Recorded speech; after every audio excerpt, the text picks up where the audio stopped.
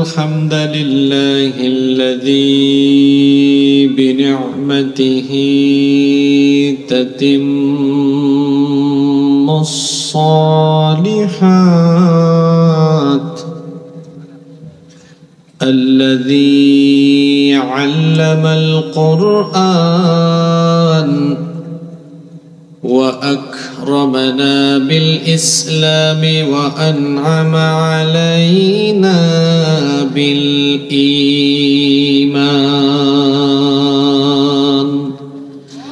نستغفره ونتوب إليه وأشهد أن لا إله إلا الله وحده لا شريك له وأشهد أن سيدنا وسندنا وحبيبنا وطبيبنا وطبيب أرواحنا محمدًا عبد الله ورسوله أرسله بالحق بشيرا ونذيرا وداعيا إلى الله بإذنه وسراجا منيرا أما بعد فقد قال الله تعالى في كلامه المجيد وفي فرقانه الحميد أعوذ بالله من الشيطان الرجيم بسم الله الرحمن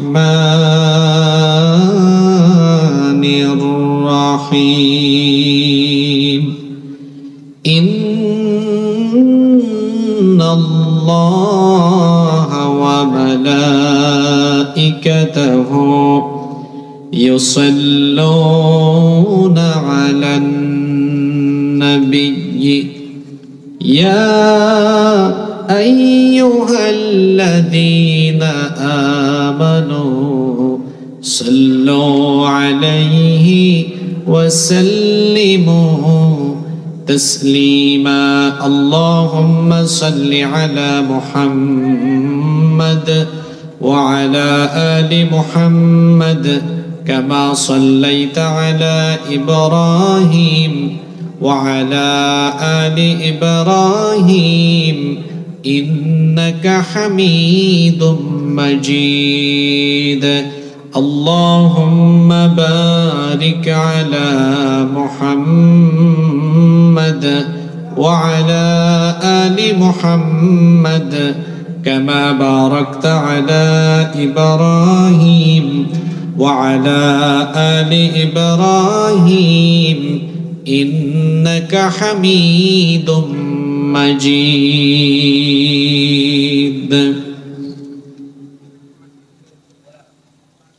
বাংলাদেশের অন্যতম জেলা অন্যতম বিভাগ হযরত শাহ মাখদুম রাহিমাহুল্লাহ এর স্মৃতি বিজড়িত ভূমি রাজশাহী জেলার উঠিয়া পৌরসভায় অবস্থিত গন্ডগোহালী আব্দুল হাকিম জামে মসজিদের উন্নয়ন কল্পে গন্ডগোহালী যুব সমাজের উদ্যোগে আয়োজিত আজকের এই ঐতিহাসিক তাফসীরুল কোরআন মাহফিলের সমাপনী অধিবেশনের মুহতারাম শ্রদ্ধাভাজন সভাপতি বিশিষ্ট সমাজসেবক ও রাজনীতিবিদ আপনাদের এই এলাকার কৃতি সন্তান আপনাদের গৌরব পুঠিয়া পৌরসভার সাবেক মেয়র জননন্দিত জননেতা জনাব আল মামুন খান আজকের মাহফিলের সম্মানিত প্রধান অতিথি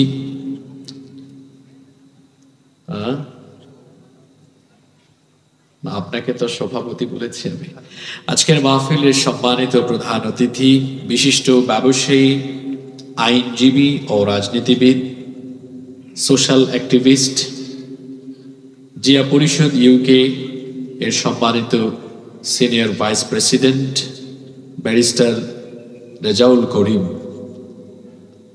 আল্লাহ তাআলা উভয়কে দ্বীনের জন্য, কোরআনের জন্য কবুল করেন, আমরা বলি আমিন।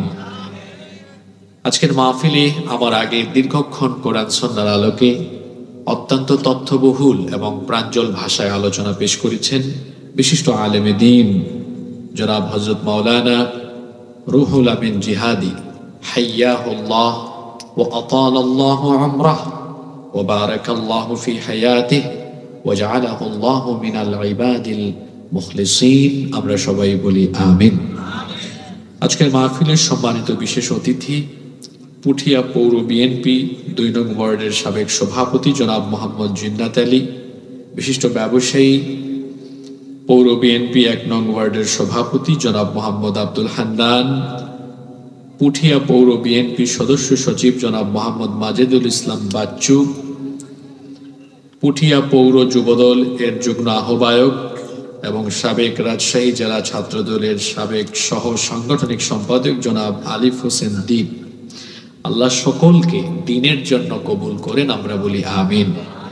মাহফিলে উপস্থিত আমাদের মাথার তাজ শ্রদ্ধাভাজন ওলামায়ে কেরাম, এসেছেন বিভিন্ন মসজিদের খুতাবা এবং আইম্মায়ে কেরাম, মাহফিলে এসেছেন আমাদের স্কুল কলেজের সম্মানিত স্যারেরা, এসেছেন বিভিন্ন মাদ্রাসার আসাতিদায়ে কেরাম, আমার সামনে বসে আছেন পিতৃতুল্য সম্মানিত মুরব্বিয়ানে আযম, যুগে যুগে আল্লাহর জমিনে আল্লাহর দ্বীন প্রতিষ্ঠায় যারা অগ্রসেনানীর ভূমিকা পালন করেছেন, আমার কলিজার টুকরা প্রিয় যুবক, তরুণ এবং ছাত্র ভাইয়েরা, পর্দার আড়ালে থাকা আমার সম্মানিতা মা এবং বোনেরা, উপস্থিত মিডিয়ার প্রিয় কর্মী এবং সাংবাদিক ভাইয়েরা, প্রশাসন এবং গোয়েন্দা সংস্থার সম্মানিত ভাইয়েরা, প্রিয় গণ্ডগোহালি পুঠিয়া তথা আমার প্রিয় সম্মানিত রাজশাহীবাসী, আপনারা সবাই কেমন আছেন? আলহামদুলিল্লাহ, আলহামদুলিল্লাহ আলা কুল্লি হাল, আমিও আল্লাহর রহমতে ভালো আছি। আমাদের সবাইকে সুস্থতার সাথে বাঁচিয়ে রেখে আজকের এই সুন্দর বরকতময় নান্দনিক এবং জান্নাতি এই আয়োজনে আমাদেরকে শামিল হওয়ার তৌফিক যিনি দান করেছেন, গলার আওয়াজ বড় করে সবাই বলেন তো তিনি কে?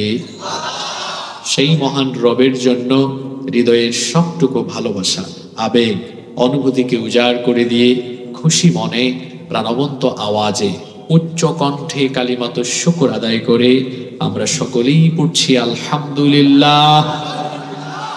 অসংখ্য অগণিত দুরুদ এবং সালাম পেশ করছি সর্বকালের সর্বযুগের সর্বশ্রেষ্ঠ মহামানব নবিয়ুনা ওয়া সাইয়্যিদুনা ওয়া কুদওয়াতুনা মুহাম্মাদুর রাসূলুল্লাহ সাল্লাল্লাহু আলাইহি ওয়াসাল্লামের প্রতি, যাকে আল্লাহ তাআলা আমাদের হেদায়াতের জন্য পাঠিয়েছেন। আল্লাহুম্মা সাল্লি আলাইহি, আল্লাহুম্মা বারিক আলাইহি। সম্মানিত পুঠিয়াবাসী, লক্ষ লক্ষ টাকা খরচ করে এত যুবক, এত মানুষের শ্রম ঘাম মেহনতের ফলে আয়োজিত হওয়া এই মাহফিলে বসে আমরা অপ্রাসঙ্গিক অপ্রয়োজনীয় কথা বলে এই মাহফিলের বরকত এবং সৌন্দর্য নষ্ট করতে চাই না। সেজন্য সরাসরি আমরা আল্লাহর কালাম থেকে আলোচনা শুরু করতে চাই ইনশাআল্লাহ। আমি যেন হেদায়াতের নিয়তে প্রতিটি কথা বলি, আর আমরা যারা শুনছি আমরাও যেন প্রত্যেকে হেদায়াতের মন মানসিকতা নিয়ে শুনি। আল্লাহ আমাদেরকে তৌফিক দান করেন। আমি শুনতে পেয়েছি অসংখ্য মায়েরা বোনেরা এসেছেন, আল্লাহ আমার মা বোনদেরকে কবুল করেন। সম্মানিত উপস্থিতি, এই পৃথিবী যেখানে আমরা বসবাস করছি এটি আমাদের জন্য চিরস্থায়ী ঠিকানা নয়। আমাদের পূর্বপুরুষ যারা এসেছেন সবাই চলে গিয়েছেন, অনেকে আছেন চলে যাবেন, আমরা আছি, আমরাও চলে যাব। Everyone will take the test of death. প্রত্যেককেই মরণের স্বাদ ভোগ করতে হবে, কেউ বাঁচতে পারবে না। No one can escape from death. মৃত্যু থেকে পালিয়ে কেউ রেহাই পাবে না, কেউ বাঁচতে পারবে না। পৃথিবীতে যত সত্য রয়েছে তার মধ্যে সর্বাপেক্ষা বস্তুনিষ্ঠ, অলঙ্ঘনীয়, অনিবার্য মহা সত্য হচ্ছে মৃত্যু। এখানে বসেছি, জানি না উঠতে পারবো কিনা। আজকে বেঁচে ছিলাম, জানি না আগামীকাল আমি থাকবো কিনা। 2025 আমি দেখেছি, 2026 আমি দেখতে নাও পারি। পৃথিবীটা এমনই, এটা এমন, আমি চলে যাওয়ার পরে কিনা আমার পরবর্তী প্রজন্ম আমাকে ভুলেও যাবে। আপনার দাদার দাদার বাবার নাম আপনার কি জানা আছে? হয়তোবা কিয়ামত না হলে 2100 বা 2225 সালে আপনার পরবর্তী প্রজন্ম আপনাকে চিনবেও না, আপনার নামও বলতে পারবে না। এর নাম দুনিয়া। এই দুনিয়া থেকে সবাই চলে যাব আমরা। There are two types of death. এই যে পৃথিবী থেকে চলে যাওয়ার মৃত্যুর যে প্রক্রিয়া, এটা দুই রকমের হয়। মানুষ পৃথিবী থেকে পরপারে পাড়ি জমায় কিসের মাধ্যমে? মৃত্যুর মাধ্যমে। এই মৃত্যু দুই ধরনের হয়ে থাকে। কথা বুঝে থাকলে পুরুষোচিত কণ্ঠে জবাব দিয়ে বলেন তো, পৃথিবী থেকে চলে যাওয়ার পরকাল যাত্রার মৃত্যুর কয়টা ধরন হতে পারে? একটা হচ্ছে গুড ডেথ, আরেকটা হচ্ছে ব্যাড ডেথ। একটা ভালো মৃত্যু, উৎকৃষ্ট মৃত্যু, আরেকটা নিকৃষ্ট মৃত্যু। নিকৃষ্ট মৃত্যু অসম্ভব রকমের ভয়াবহ, খুব মারাত্মক, বেদনাদায়ক। নিকৃষ্ট মৃত্যু এটা বড় ভয়ঙ্কর। উৎকৃষ্ট মৃত্যু এটা পাওয়া সৌভাগ্যের ব্যাপার। এজন্য তো বুজুর্গ ব্যক্তিরা হাত তুললেই বলেন, আল্লাহ যতদিন বাঁচাও ইজ্জতের সাথে বাঁচাও, যখন তুমি আমাকে তোমার দরবারে উঠিয়ে নিবা ইজ্জতের সাথে উঠায় নিও। ঠিক না? বলেন আমিন। কোথায় কোন কথা বলতে হয় এটাও শিখতে হবে।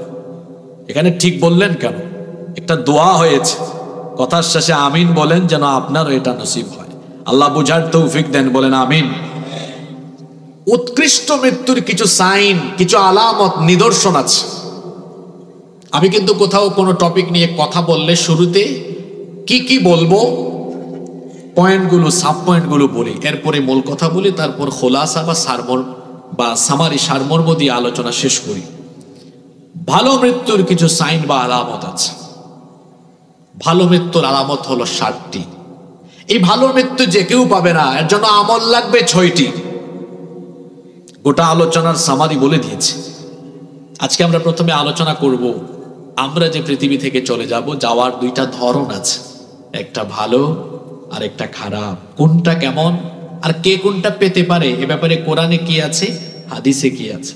তারপরে আমরা ভালো মৃত্যুর সাইন আলামত জানবো। অতঃপর শেষে গিয়ে এতদিন যা ভুল করছি, গুনাহ করেছি, পাপ করেছি, একটু তওবা করে যাব, আর এই আমলগুলো নিয়ে বাড়ি ফিরবো, যাতে করে এই আমলের মাধ্যমে বাকি জীবনটা সুন্দর করে কাটিয়ে ইমানের সাথে আল্লাহর দরবারে যেতে পারি। বলেন আমিন। চলেন শুরু করি। পৃথিবী থেকে যাত্রা দুইটা ধরন আছে। এখানে বলে রাখি, আপনি এমন এক প্যাসেঞ্জার, এমন এক যাত্রী, আপনি জানেনও না আপনার ফ্লাইট কখন। আমার ভাই লন্ডন থেকে এসেছেন, আমার বাড়ি তো সিলেটে, আমার প্রচুর আত্মীয় স্বজন লন্ডনে থাকেন, প্রতি বছর যাওয়া আসা করেন। টিকিট কাটলে এয়ারলাইন্স অথরিটি আপনাকে বলে দেয় এত তারিখ এতটার সময় ফ্লাইট।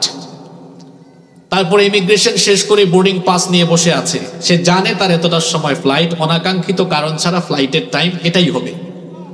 কিন্তু আপনি বলেন তো, এখানে যারা আছেন পরকালের প্যাসেঞ্জার, কেউ তো থাকবেন না। আপনারা কেউ কি জানেন কত তারিখে কোন সময়ে মারা যাবেন? জানেন? কেউ জানেন? কি আশ্চর্যজনক কথা। আমি যদি আগামীকাল লন্ডনে যাই, আজকে রাতে লাগেজ গুছাবো, আমি জানি আগামীকাল ফ্লাইট, লাগেজ গুছাবো, কিন্তু আপনি তো এমন এক প্যাসেঞ্জার, পরকালের প্যাসেঞ্জার, যে কিনা জানেও না তার পরকালের ফ্লাইট কখন কবরে যাবে। কিন্তু আমার তো বড় আফসোস হয় আপনাকে দেখে, আপনি ফ্লাইটের সময় জানেন না, তাও গুনাহ করতে করতে করতে করতে শয়তানি পথে নিজেকে অগ্রসর করে দিয়েছেন। এত বড় আশ্চর্যজনক ব্যাপার। আপনি এক অতি আশ্চর্য প্যাসেঞ্জার, যে কিনা তার ফ্লাইটের সময়ও জানে না, তাও সে গুনাহ করে। কি করে গুনাহ করে, সে কেমনে সে পাপ করে? তার হৃদয়ে কি আল্লাহর ভয় একটুও নেই? কোথায় চলে গেল এটা? মৃত্যুর দুইটা ধরন আছে। প্রথমে আমরা খারাপ মৃত্যুর ধরন কেমন হয় এটা নিয়ে আলোচনা করব। মনোযোগ আছে সবার? ইবনে মাজাহ শরীফে হাদিস এসেছে, আল্লাহর নবী বলেছেন, যখন কোন কাফের মুশরিক মুনাফিক কিংবা পাপী তাপী গুনাহগার ব্যক্তির মৃত্যুর সময় এসে যায়, তখন তার মৃত্যুটা কোন পরিস্থিতিতে কিভাবে হয় শোনো। আল্লাহর নবী বলেছেন, ফাইদা কানার রাজুলুস সু ক্বালা খুরুজি আইয়াতুহান নাফসুল খাবিথা কানাত ফিল জাসাদিল খাবিথ। আল্লাহর নবী বলেছেন, যখন কোন পাপী তাপী গুনাহগার ব্যক্তির মৃত্যুর সময় আসে, ফেরেশতারা তার কাছে এসে বলে, উখরুজি আইয়াতুহান নাফসুল খাবিথা কানাত ফিল জাসাদিল খাবিথ, হে অপবিত্র নিকৃষ্ট আত্মা, যা নিকৃষ্ট শরীরের ভেতরে ছিলে, তুমি বের হয়ে আসো।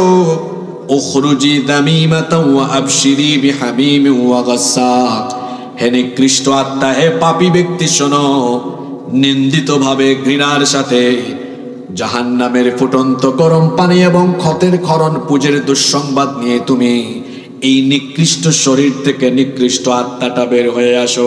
ওয়া আখারা মিন শাকলাতি আজওয়াজ ওয়া আখারা মিন শাকলিহি আজওয়াজ, অনুরূপে মনারো খারাপ খারাপ বিষয়ের দুঃসংবাদ শুনে শুনে তুমি এই নিকৃষ্ট দেহ থেকে বের হয়ে আসো।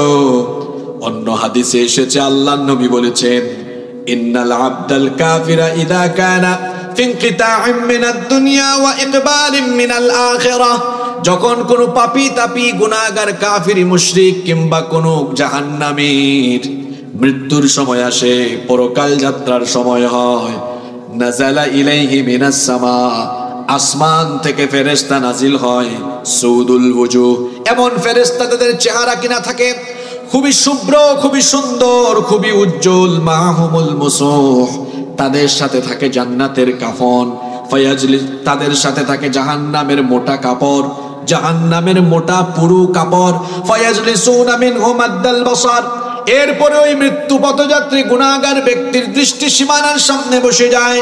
সুম্মা ইয়াজিউ মালাকুল মাউত, অতঃপর মালাকুল মাউত মৃত্যুর ফেরেশতা আসেন, হাত্তা ইয়াজলিসা ইনদা রাসিহি, তারপরে এই গুনাহগার এই পাপী তাপী লোকটার মাথার কাছে বসেন, এরপরে বলেন, ইয়া আইয়াতুহান নাফসুল খাবিথা, হে অপবিত্র আত্মা, উখরুজি ইলা সাখাতিম মিনাল্লাহি ওয়া গাদাব, তুমি আল্লাহর অসন্তুষ্টি আর গজবের উদ্দেশ্যে বের হয়ে আসো।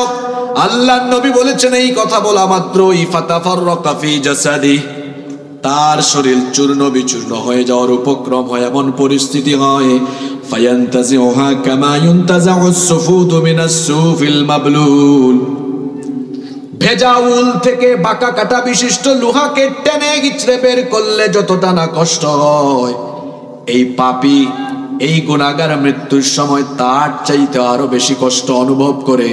অন্যান্য রিওয়ায়াতে এসেছে, পাপী তাপী গুনাহগার লোকগুলো মৃত্যুর সময় এত কষ্ট পায়, একজন জীবন্ত মানুষকে যদি তলোয়ার দিয়ে 1000 পিস 1000 টুকরা করা হয়, সে যতটা না কষ্ট পাবে, এই পাপী তাপী মৃত্যু পদযাত্রী লোকটা এর চাইতেও আরো বেশি কষ্ট পাবে।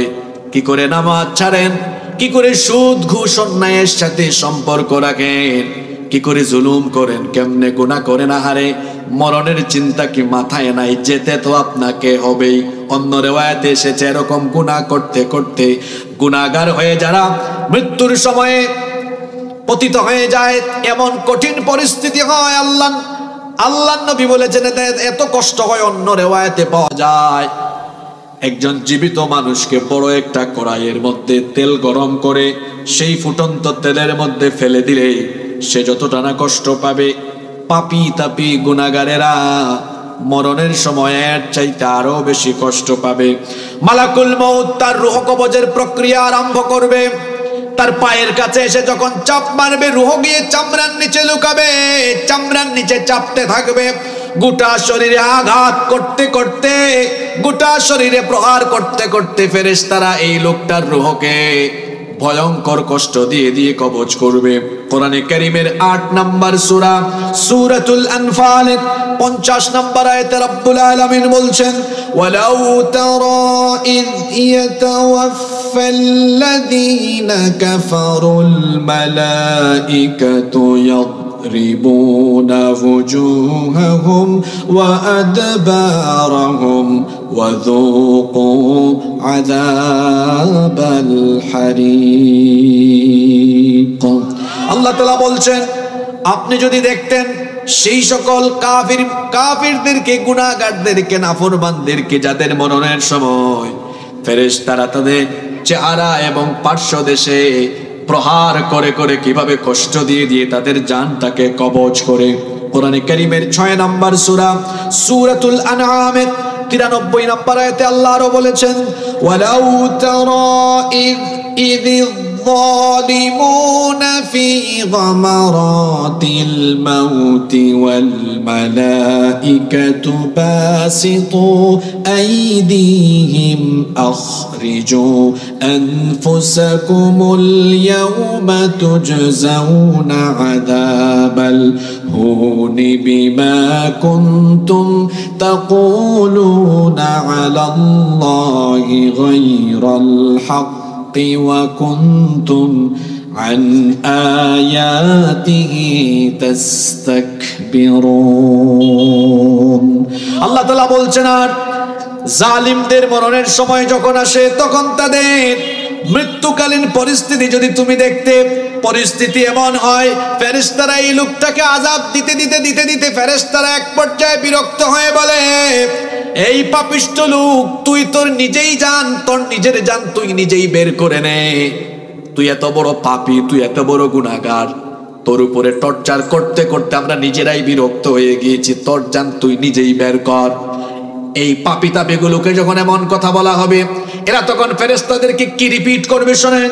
কোরআনে কারীমের 16 নম্বর সূরা সূরাতুন নাহালের 28 নম্বর আয়াতে আল্লাহ তাআলা বলছেন আল্লাযীনা তাতাওয়াফাহুমুল মালাইকাতু যালিমি আনফুসিহিম ফাআলকাউস সালামা মা কুন্না না'মালু মিন সূ বালা ইন্নাল্লাহা আলীমুম বিমা কুনতুম তা'মালুন। আল্লাহ তাআলা বলছেন আর যারা গুনাহ করতে করতে নিজেদের উপর জুলুম করতে করতে যারা মৃত্যু শয্যায় উপনীত হয়ে যায় তখন ফেরেশতারা যখন এদেরকে আযাব দিতে থাকে তখন এরা বলতে থাকে মা কুন্না না'মালু মিন সূ, কেন আমাদেরকে কষ্ট দিচ্ছ, আমরা তো কোনো খারাপ কাজ করি নাই, গুনাহ করি নাই। তখন তাদেরকে বলা হবে বালা ইন্নাল্লাহা আলীমুম বিমা কুনতুম তা'মালুন, অবশ্যই অবশ্যই তুমি যে গুনাহ করেছো সেই সব গুনার খবর যার কাছে আছে, গলার আওয়াজ বড় করে বলেন তিনি কে? যখন লোকটা বুঝে যাবে আজকে আমারে কেউ বাঁচাতে পারবে না, কেউ আর আমাকে এই মৃত্যু থেকে রেহাই দিতে পারবে না, তখন সে নিজে নিজেই মৃত্যুর জন্য প্রস্তুত হয়ে যাবে। কোরআনে কারীমের 75 নম্বর সূরা সূরাতুল কিয়ামার 26 নম্বর আয়াত থেকে আল্লাহ বলছেন কাল্লা ইযা বালাগাতিত তারাকিয়া ওয়া কিলা মান রাকি ওয়া যান্না আন্নাহুল ফিরাক ওয়ালতাফাতিস সাকু বিস-সাকি ইলা রাব্বিকা ইয়াওমাইযিনিল মাসাক। কখনো নয়, যখন এদের প্রাণ গলা পর্যন্ত চলে আসবে তখন বলা হবে ওয়াকিলা মান রাক, এমন কে আছে যে ঝাড়ফুঁক করবে কিংবা তোমাকে রক্ষা করবে। সে তখন বুঝে ফেলবে আহারে আজ আমার আর বাঁচার কোনো উপায় নাই, কারণ এটাই হচ্ছে আমার বিদায়ের দিন। তখন সে কি করবে? আল্লাহ বলেছেন ওয়ালতাফাতিস সাকু বিস-সাক, তার দুই পায়ের গুছা ছেড়ে দিবে। সে বুঝে ফেলবে এই আজকের দিন হলো এমন দিন ইলা রাব্বিকা ইয়াওমাইযিনিল মাসাক, আজকের এই দিনটা হলো আমার রবের কাছে চলে যাওয়ার দিন। মরণের জন্য প্রস্তুতি নিয়ে দুই পাশে ছেড়ে দিবে। মালাকুল মউত তার রূহটাকে কবজ করে ফেলবে। চোখের পলক ফেলতে যতটা না সময় লাগে তার চেয়ে আরো কম সময়ের ভেতরে তার এই নিকৃষ্ট রূহটাকে জাহান্নাম থেকে আনা মোটা পুরু কাফনের কাপড়ের ভেতরে ঢুকিয়ে ফেলা হবে। আল্লাহর নবী বলেছেন তার সেই কাফনের কাপড় থেকে দুনিয়ার সবচাইতে নিকৃষ্ট দুর্গন্ধ বের হতে থাকবে। যখনই ফেরেশতারা তার রূহ নিয়ে রওনা করবে, অন্যান্য ফেরেশতারা জিজ্ঞেস করবে, এটা কে, কার রূহ নিয়ে যাচ্ছ? তার এই রূহ থেকে তো নিকৃষ্ট দুর্গন্ধ বের হয় কেন? এরা পরিচয় করে দিবে, হাদা ফুলান ইবনে ফুলান, এটা অমুক এলাকার অমুক ছেলে, অমুকের ছেলে অমুক। লোকটা বড় নিকৃষ্ট ছিল, বেনামাজি ছিল, সুদখোর ছিল, ঘুষখোর ছিল, অন্যায় করত, অপকর্ম করত, জুলুম করত। এইভাবে করে তাকে পরিচয় করিয়ে দেওয়া হবে। যেতে যেতে যেতে যেতে প্রথম আসমানে যাওয়া হবে। আসমানের দরজা খোলার জন্য ফেরেশতাদের কাছে পারমিশন চাওয়া হবে, অনুমতি চাওয়া হবে। কিন্তু তাদের ওই নিকৃষ্ট লোকটার রূহকে উপরে নেওয়ার জন্য পারমিশন দেওয়া হবে না, আসমানের দরজাও খোলা হবে না। আল্লাহ এই কথা কোরআন কারীমের 7 নম্বর সূরা সূরাতুল আরাফের 40 নম্বর আয়াতে এভাবে বলেছেন, লা তুফাত্তাহু লাহুম আবওয়াবুস সামাই ওয়া লা ইয়াদখুলুনাল জান্নাতা হাত্তা ইয়ালিজাল জামালু ফি সাম্মিল খিয়াত। এদের জন্য আসমানের দরজা খোলা হবে না। লা তুফাত্তাহু লাহুম আবওয়াবুস সামা, এদের জন্য আসমানের দরজা খোলা হবে না। ওয়ালা ইয়াদখুলুনাল জান্নাহ, এরা জান্নাতেও ঢুকবে না, এরা জান্নাতেও ঢুকতে পারবে না। এদের জন্য জান্নাতে ঢোকা তেমন কঠিন, হাত্তা ইয়ালিজাল জামালু ফি সাম্মিল খিয়াত, সুইয়ের ছিদ্র। আপনারা আপনাদের এলাকায় সুই বলেন না কিনা, অন্য কিছু বলেন? বলেন তো দেখি, সুইয়ের ছিদ্র বড় না ছোট? যারা কথা বলছেন না তাদের কি হলো, টায়ার্ড হয়ে গেছেন নাকি? সুইয়ের ছিদ্র বড় না ছোট? সুইয়ের ছিদ্র দিয়ে কি উট প্রবেশ করা সম্ভব? আল্লাহ দৃষ্টান্ত দিয়েছেন, সুইয়ের ছিদ্র দিয়ে যেমন উট প্রবেশ করা অসম্ভব, এই পাপী তাপী এই গুনাহগাররা জান্নাতে ঢুকাও এদের জন্য অসম্ভব। আপনি ঠিক কইলে কি আর না কইলে কি, মাহফিলে ঠিক ঠিক বেশি বলবেন না। আপনি ঠিক বললেও কোরআনের কথা ঠিক, আপনি কিছু না বললেও কোরআনের কথা ঠিক। তাহলে মাহফিলে বলবেন কি? ফজিলতের কথা শুনলে বলবেন সুবহানাল্লাহ। আল্লাহর প্রশংসা করা যায় এমন কিছু বাক্য শুনলে আলহামদুলিল্লাহ। ভবিষ্যতে কিছু করবেন বলবেন ইনশাআল্লাহ, এগুলো বলবেন। আর মাঝে মাঝে কয়েকজনের শয়তান খুঁচায়, এরা মাঝখান থেকে উঠে মজলিসের সাথে বেয়াদবি করে। এটা মজলিসের আদবের খেলাফ। কোথাও কোনো বক্তব্য শুরু হয়ে গেলে আর উঠা যায় না। তারা থাকলে বক্তৃতা শুরুর আগে উঠে যেতে হবে, শুরুর পরে উঠা যায় না, এটা আদবের খেলাফ। আর যারা এখানে বসেছেন, যদি কেউ মনে করেন এই হুজুর কিচ্ছা কাহিনী বলবে কিনা, হাসাবে কিনা, কিছুক্ষণ গান গাইবে কিনা, আপনার ধারণা ভুল। ইউ ক্যান গো, আপনি চলে যেতে পারেন। আর যারা এসেছেন আজকে কোরআন সুন্নাহ ভিত্তিক বাস্তবমুখী কিছু কথা শুনতে এসেছে, আপনি থাকেন, আপনার জন্য অনেক মেসেজ আছে ইনশাআল্লাহ। এখন আপনি সিদ্ধান্ত নেন আপনি কি করবেন। তবে মাঝখান থেকে এভাবে এটা করবেন না। রাজশাহীর মানুষ কিন্তু সুশিক্ষিত, ভদ্র, নম্র। আশা করি এর ব্যতিক্রম আজকের এখানেও হবে না ইনশাআল্লাহ। কি বলছিলাম? আসমানের পারমিশন দেওয়া নাম কি জোরে বলেন তো? এর রূহটাকে সিজ্জিনে রেখে দেওয়া হবে, আসমানের দরজাও খোলা হবে না। এইভাবে করে পাপী তাপী গুনাহগার লোকদের ভয়াবহ কষ্টের সাথে মৃত্যু হবে। আল্লাহ এমন মৃত্যু থেকে আমাদের সবাইকে আপনি হেফাজত করেন, বলেন আমিন। অপরদিকে নেককার, দিনদার, ভালো মানুষ, এদের মৃত্যু কেমন হয়? আল্লাহর নবী এবার বলছেন, ভালো মৃত্যু পাওয়ার জন্য নেকির পথে থাকা লাগে। আর ভালো মৃত্যু এটা সবাই পায় না। ভালো মৃত্যু পাওয়ার শর্ত হলো ঈমান আর নেক আমলের উপর টিকে থাকা। কথা বুঝে থাকলে বলেন তো, ভালো মৃত্যুর জন্য শর্ত হলো কিসের উপরে থাকা? আপনারা বলবেন হুজুর আমরা সবাই ঈমানের উপরে আছি। আমাদের ঈমান হলো এমন, আল্লাহর নবী তো বলেছেন আখিরি জামানায় কিয়ামতের আগে মানুষের ঈমানের হালত এমন হবে, পরিস্থিতি এত কঠিন হবে, সামনে ফিতনা, পিছনে ফিতনা, ডানে বামে চতুর্দিকে ফিতনা থাকবে। এমন এক ফিতনার মুহূর্ত আসবে যখন ঈমানকে বাঁচিয়ে রাখা এতটাই কঠিন হবে, জ্বলন্ত কয়লার উপরে টিকে থাকা যতটা না কঠিন হবে, আখেরি জামানায়, শেষ জামানায় নিজের ইমানকে বাঁচিয়ে রাখা তার চাইতে বেশি আরো কঠিন হবে। কারণ ইমানকে নষ্ট করার, ধ্বংস করার উপায়, উপকরণ, উপাদান চতুর্দিকে ছড়িয়ে থাকবে, এত দূরে যাওয়া লাগবে না।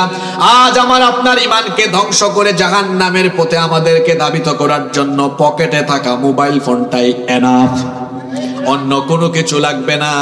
এমন ফিতনার জামানা, আল্লাহর নবী বলেছেন এমন ফিতনার সময় আসবে, সকালবেলা মোমেন থাকবে, বিকেল বেলা কাফির হয়ে যাবে, সন্ধ্যাবেলা মোমেন থাকবে, সকাল হওয়ার আগে কাফের হয়ে যাবে। এমন এক কঠিন পরিস্থিতি আসবে।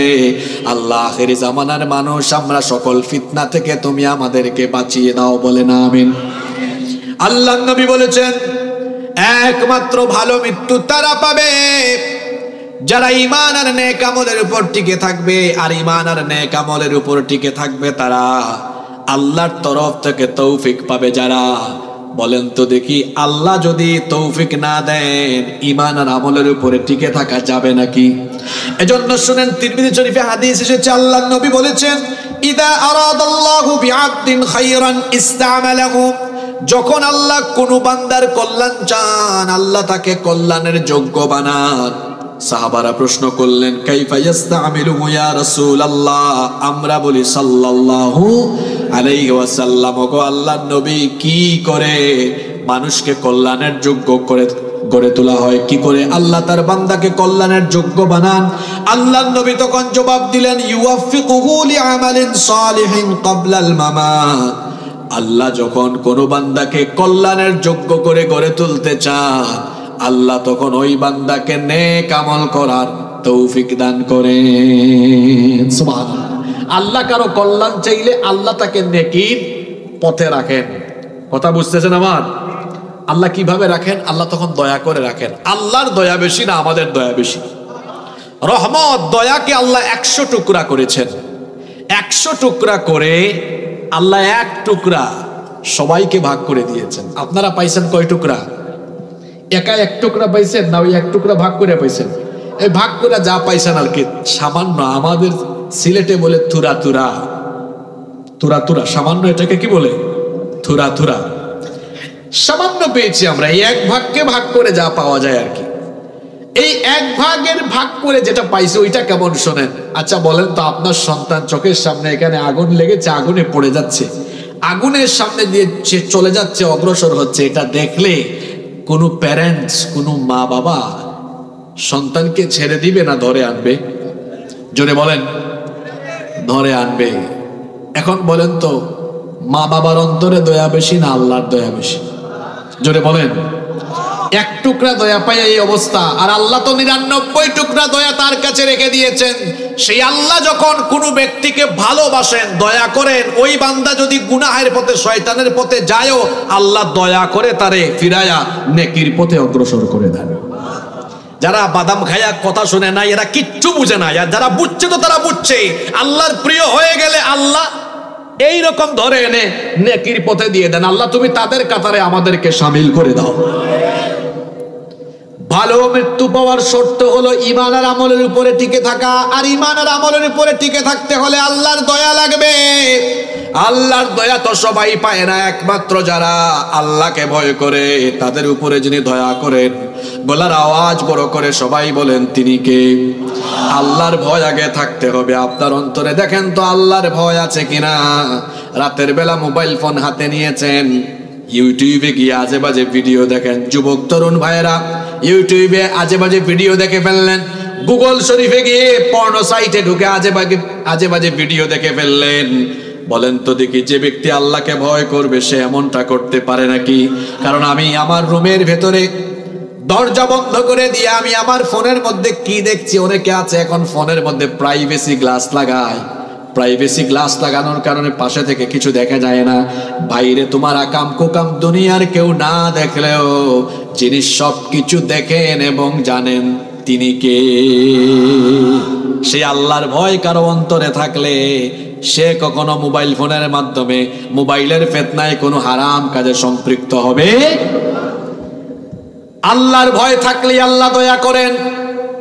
আর এই ধরনের নেককার দিনদার লোকদের মৃত্যুর সময় যখন চলে আসে, তখন এদের মৃত্যুর প্রক্রিয়াটা কেমন হয় শুনেন। আল্লাহর নবী বলেছেন ইন্নাল আবদাল মুমিনা ইযা কানা ফি ইনকিতা'in মিনাদ দুনিয়া ওয়া ইকবালিন মিনাল আখিরাহ, যখন ইমানদার মুমিন বান্দার দুনিয়া থেকে চলে যাওয়ার সময় হয়ে যায়, আখিরাতে গমনের সময় যখন হয়ে যায়, তার মৃত্যুর সময়, নাযালা ইলাইহি মিনাস সামাই মালাইকাতুম বিদুল ওয়ুজুহ, সুন্দর সুন্দর চেহারা বিশিষ্ট জান্নাতি ফেরেশতারা তার সামনে আগমন করে। সুবহানাল্লাহ। এদের চেহারার সৌন্দর্য এমন, আল্লাহর নবী বলেছেন কাআন্না ওয়ুজুহাহুমুশ শামস, এদের চেহারা এতটাই নুরানি, এতটাই আলোকিত, এতটাই সৌন্দর্যমণ্ডিত, যেন তাদের চেহারার আলোর কাছে সূর্যের আলো পর্যন্ত ম্লান হয়ে যায়। আল্লাহু আকবার। মাআহুম কাফানুম মিন আকফানিল জান্নাহ, এই ফেরেশতারা জান্নাতের সুগন্ধিযুক্ত কাফনের কাফন নিয়ে আসে। ওয়া হানুতুম মিন হানুতিল জান্নাহ, জান্নাতের পবিত্র সুগন্ধিযুক্ত কাফনের কাফন নিয়ে আগমন করে। হাত্তা ইয়াজলিসু মিনহু মাদ্দাল বাসার, মৃত্যু পথযাত্রী ওই নেককার দিনদার লোকটার চোখের সামনে বসে যায়। তুম্মা ইয়াজিউ মালাকুল মউত, অতঃপর মৃত্যুর ফেরেশতা আসেন। হাত্তা ইয়াজলিসা ইনদা রাসিহি, তারপরে ওই নেককার দিনদার মৃত্যু পথযাত্রী লোকটার মাথার পাশে এসে আগে এই দিনদার নেককার লোকটাকে স্বয়ং মালাকুল মউত আগে সালাম দেয়। সুবহানাল্লাহ কইতে ইচ্ছা করলো না। পাপী তাপিকে কোনো সালাম দেয়, কিন্তু নেককার লোককে এসে মালাকুল মউত কি দেয়?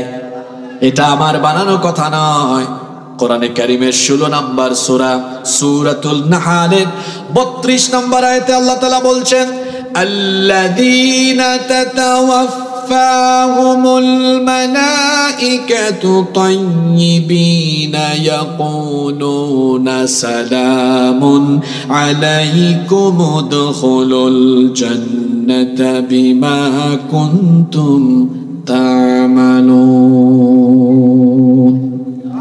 আল্লাহ তাআলা বলছেন, পবিত্র অবস্থায় অর্থাৎ নেক কাজ করতে করতে যাদের মৃত্যুর সময় আসে, ফেরেশতারা এদেরকে মরণের সময় বলে, সালামুন আলাইকুম উদখুলুল জান্নাতা বিমা কুনতুম তা'মালুন, তোমাদের উপরে সালাম, জান্নাতের সুসংবাদ নিয়ে মৃত্যুর জন্য, পরকাল যাত্রার জন্য প্রস্তুত হও। মৃত্যুর ফেরেশতা সালাম দেয়, সালাম দেওয়ার পরে বলে, আইয়াতুহান নাফসুত তাইয়্যিবা উখরুজি ইলা মাগফিরাতিম মিনাল্লাহি ওয়া রিদওয়ান, তুমি আল্লাহর সন্তুষ্টি আর জান্নাতের দিকে বের হয়ে আসো। এই কথা বলা মাত্র এই লোকটার দেহ থেকে এত সহজেই জান বের হয়ে আসবে, রূহ বের হয়ে আসবে। আল্লাহর নবী বলেছেন, ফাতাখরুজু তাসিলু কামা তাসিলুল কাতরাতু মিন ফিস সিকা, কলসি থেকে পানি ঢাললে যেমন পানি সহজে বের হয়ে যায়, এই নেককার লোকটার শরীর থেকে রূহটাও এমন সহজ করে বের হয়ে যায়। সুবহানাল্লাহ। ফেরেশতারা তাকে তখন জান্নাতের নয়নাভিরাম দৃশ্য দেখায়, জান্নাতের চিত্র তুলে ধরে, জান্নাতের চিত্র তুলে ধরে বলে, তুমি জান্নাতের দৃশ্য দেখে দেখে দেখে দেখে দুনিয়া থেকে বিদায় হও। কোরআনে কারীমের 41 নম্বর সূরা সূরা হামিম আস-সাজদা এর 30 নম্বর আয়াতে আল্লাহ বলছেন, ইন্নাল্লাযীনা ক্বালু রাব্বুনাল্লাহু সুম্মা ইসতাকামু তাতানাজ্জালু আলাইহিমুল মালাইকা আল্লা তাখাফু ওয়া লা তাহজানু ওয়া আবশিরু বিল জান্নাতিল্লাতী কুনতুম তুআদুন। নিশ্চয়ই যারা বলে আল্লাহ আমাদের রব, আমাদের রব যিনি গলার আওয়াজ বড় করে সবাই বলেন তিনি কে? আল্লাহ আমার রব, এই রবি আমার সব, আল্লাহ আমার রব, এই রবি আমার সব, দমে দমে তনু মনে তারি অনুভব, আল্লাহ আমার রব, এই রবি আমার সব। বলেন আলহামদুলিল্লাহ। নিশ্চয়ই যারা বলে আল্লাহ আমার রব, এরপরে এই রবের দেখানো পথে ইস্তেকামত থাকে, ফেরেশতারা তাদের মৃত্যুর সময় এসে বলে আল্লা তাখাফু ওয়া লা তাহজানু, আল্লাহর বান্দা তোমার জন্য কোনো ভয় নাই, তোমার জন্য কোনো দুশ্চিন্তা নাই। ওয়া আবশিরু বিল জান্নাতিল্লাতী কুনতুম তুআদুন, আল্লাহর ওয়াদা করা জান্নাতের সুসংবাদ তুমি গ্রহণ করো। ছোট্ট একটা বাচ্চা তার ক্ষুধা লাগলে যেমন কান্নাকাটি আরম্ভ করে, তারপরে তার মা এসে যখন কোলে নিয়ে তাকে দুধ পান করায়, সেই বাচ্চা যখন তার মায়ের কোলে গিয়ে দুধ পান করে করে তখন সে যেভাবে আরাম করে ঘুমায়া যায়, ফেরেশতারা এই নেককার লোকটার চোখের সামনে যখন জান্নাতের দৃশ্য তুলে ধরবে, এই লোকটাও জান্নাতের দৃশ্য দেখতে দেখতে আরাম করে ঘুমায়া যাবে। আল্লাহ এমন মৃত্যু আমাদেরকে নসিব করে দিও, বলে না আমিন।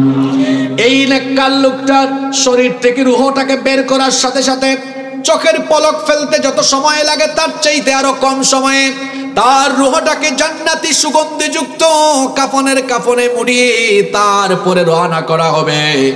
অন্যান্য ফেরেশতারা বলবে এটা কার দেহ নিয়ে যাচ্ছে, কার রূহ নিয়ে যাচ্ছে, এত সুগন্ধি বের হয় কেন? তখন এরা পরিচয় করিয়ে দিবে হাদা ফুলান ইবনে ফুলান, এটা পুটিয়ার অমুক এলাকার অমুকের ছেলে, অমুক ভালো মানুষ ছিল, নামাজি ছিল, দিনদার ছিল, পরহেজগার ছিল, মোমেন ছিল, মুত্তাকি ছিল। যেতে যেতে যেতে যেতে প্রথম আসমান পর্যন্ত যাওয়া হবে, দরজা খোলার জন্য অনুমতি চাওয়া হবে। ফেরেশতারা ওয়েলকাম করে করে দরজা খুলে দিবে, এইভাবে করে 7 আকাশ তার জন্য খুলে দেওয়া হবে। এরপরে তার রূহটাকে 7 আকাশের উপরে ইল্লিন নামক একটা জায়গা আছে। ইল্লিন আবার কি? ইল্লিন হলো নবী, সিদ্দিকিন, শুহাদা, সালেহিন, নেককারদের রূহ যেখানে সংরক্ষণ করা হয় সেটার নাম হলো ইল্লিন। জোরে বলেন সেটার নাম কি? আর কাফিরদের, মুশরিকদের, বেঈমানদের, নাফরমানদের, জাহান্নামী পাপীদের রূহ রাখা হয় কোথায়? সিজ্জিন। আর নেককারদের রূহ রাখা হয় কোথায়? ইল্লিনের মধ্যে তার দেহকে রাখা হবে, তারপর বলা হবে তার কবরে নিয়ে সেটা ফিরাইয়া দিয়ে আসো।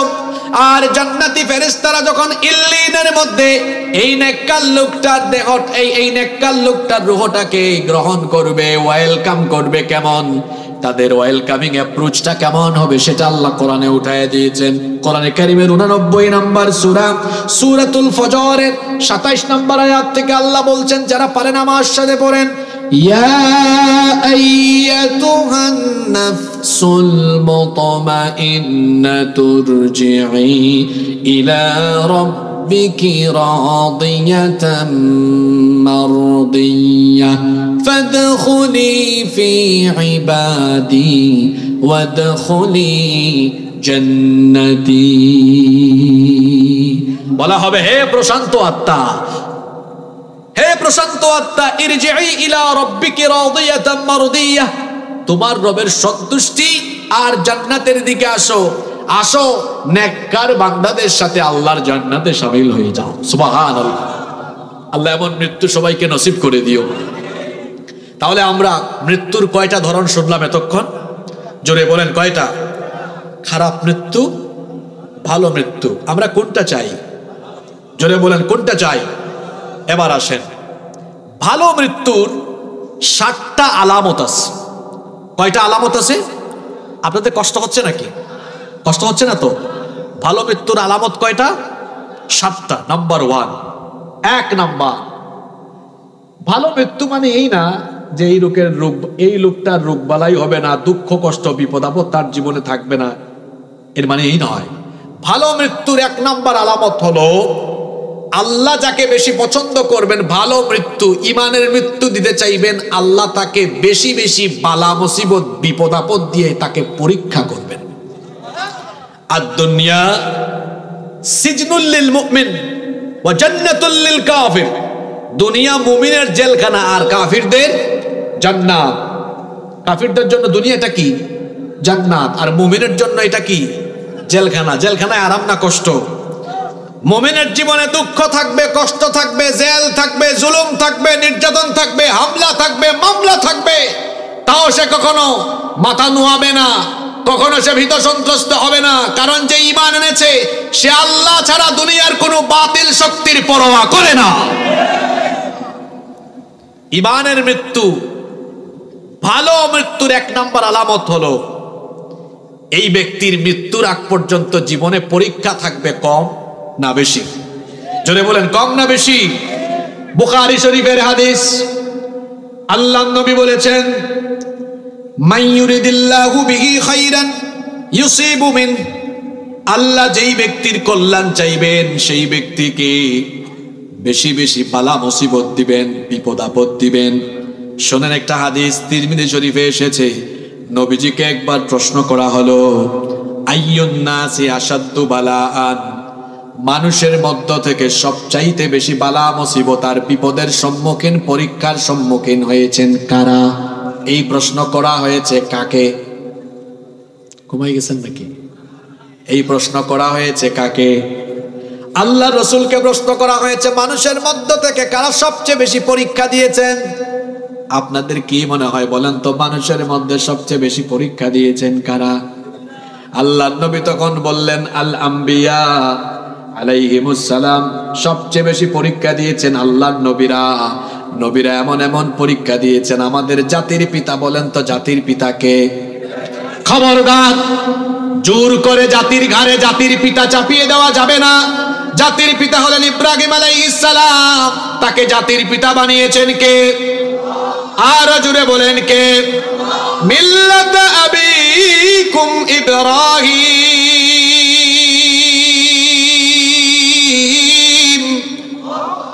তোমাদের মিল্লাতের পিতা হলেন ইব্রাহিম। ইব্রাহিম আলাইহিস সালাম এত বেশি ইমানের পরীক্ষা দিয়েছেন, ইমানের পরীক্ষা দিতে গিয়ে ঘর বাড়ি ছাড়া হয়েছেন, সন্তান জবাইয়ের পরীক্ষাও দিয়েছেন, এমনকি ইমানের পরীক্ষা দিতে গিয়ে আগুনের কুণ্ডলিতে পর্যন্ত ঝাঁপ দিয়েছেন। নবী রাসূলদের কেউ কেউ তো এমন ছিলেন, তাদেরকে জীবিত অবস্থায় করাত দিয়ে চিরে দ্বিখণ্ডিত করা হয়েছে। এত এত পরীক্ষা দিয়েছেন আল্লাহর নবীরা। আমার নবী তো এত পরীক্ষা দিয়েছেন, সাফা পাহাড়ে তার রক্ত ঝরেছে, তায়েফের ময়দানে আমার নবীর পবিত্র শরীর থেকে রক্ত ঝরেছে, উহুদের ময়দানে আমার নবীর দান্দান মুবারক শহীদ হয়েছে। এইভাবে করে নবীরা ইমানের পরীক্ষা দিয়েছেন। এই জন্য মুখ দিয়ে শুধু আমি নবীকে অনুসরণ করি, আমি আমার প্রফেটকে মহব্বত করি, এটা বললেই চলবে না। নবীর তরিকা ধরলে দেখবেন, যেভাবে নবীদের উপর বিপদ এসেছে ঠিক তেমনি ভাবে আপনার উপরে বিপদ আসবে। নবীদের পথ ফুল বিছানো পথ নয়, এটা কুসুমাস্তীর্ণ কোনো পথ নয়, এটা হলো কাঁটায় ঘেরা রক্তমাখা পিচ্ছিল পথ। এই পথে যারা চলবে, এই মনোভাব থাকতে হবে, এই পথে বিপদ আছে, কাঁটা আছে, যন্ত্রণা আছে, কষ্ট আছে, এটা মাথায় রেখে আগাতে হবে। আর যারা এটা মাথায় রেখে আল্লাহ তাদের কলিজায় এত সাহস ঠেলে দেন, তারা কোনো হুমকি ধামকি, কোনো জালেম আর বাতিলের সামনে মাথা নুয়াতে তখন আর জানে না। এতটা শক্তিশালী হয়ে যায়, এতটা ইমানি তেজ তাদের মধ্যে চলে আসে। তার কারণ হলো তাদের অন্তরে, তাদের কলিজায় কেবলমাত্র একজনের ভয় আছে। জোরে বলেন তো তিনি কে? আরো জোরে বলেন তিনি কে? নবীজিকে প্রশ্ন করা হলো, কারা সবচেয়ে বেশি ইমানের পরীক্ষা দিয়েছেন? আল্লাহর নবী বললেন, সবচেয়ে বেশি ইমানের পরীক্ষা দিয়েছেন আল্লাহর নবীরা। জিজ্ঞেস করা হলো, এরপরে কারা? আল্লাহর নবী বললেন, সুম্মাল আমসালু ফাল আমসাল ফায়ুবতালুর রাজুলু আলা হাসাবি দীনিহি। এরপরে নবীদেরকে অনুসরণের দিক থেকে যে যত বেশি নবীদেরকে অনুসরণ করেছে, তারপরে তারা শোনো, ফায়ুবতালুর রাজুলু আলা হাসাবি দীনিহি। আল্লাহর নবী বললেন, যার দিনদারিতা যত বেশি, তার ইমানের পরীক্ষাও হলো তত বেশি। আল্লাহর নবী বললেন, এই হাদিসটা কিন্তু শেষ না, শুনেন, ফাইদা কানা দীনুহু সুলবান ইশতাদ্দা বালাউহু। আল্লাহর নবী বলেছেন, যে ব্যক্তি দিনের উপরে যত শক্ত হয়ে থাকে তার পরীক্ষাও তত বেশি শক্ত হয়। যার ইমান শক্ত তার পরীক্ষাও শক্ত, যার ইমান হালকা তার পরীক্ষাও হালকা। যদি ইমানের উপরে আপনি নবীদের মতো ইস্তেকামত থাকেন, জেল আসবে, জুলুম আসবে, কারণ নবীরাও জেল কেটেছেন। আমার নবী তো 3 বছর শিয়াবে আবি তালিবের মধ্যে বন্দী ছিলেন। ইউসুফ আলাইহিস সালাম জেলে ছিলেন, এমনি করে আরো অনেক নবীরা জেলে ছিলেন। নবীর তরিকা অনুসরণ করলে জেল আসবে, জুলুম আসবে, ফাঁসি আসবে।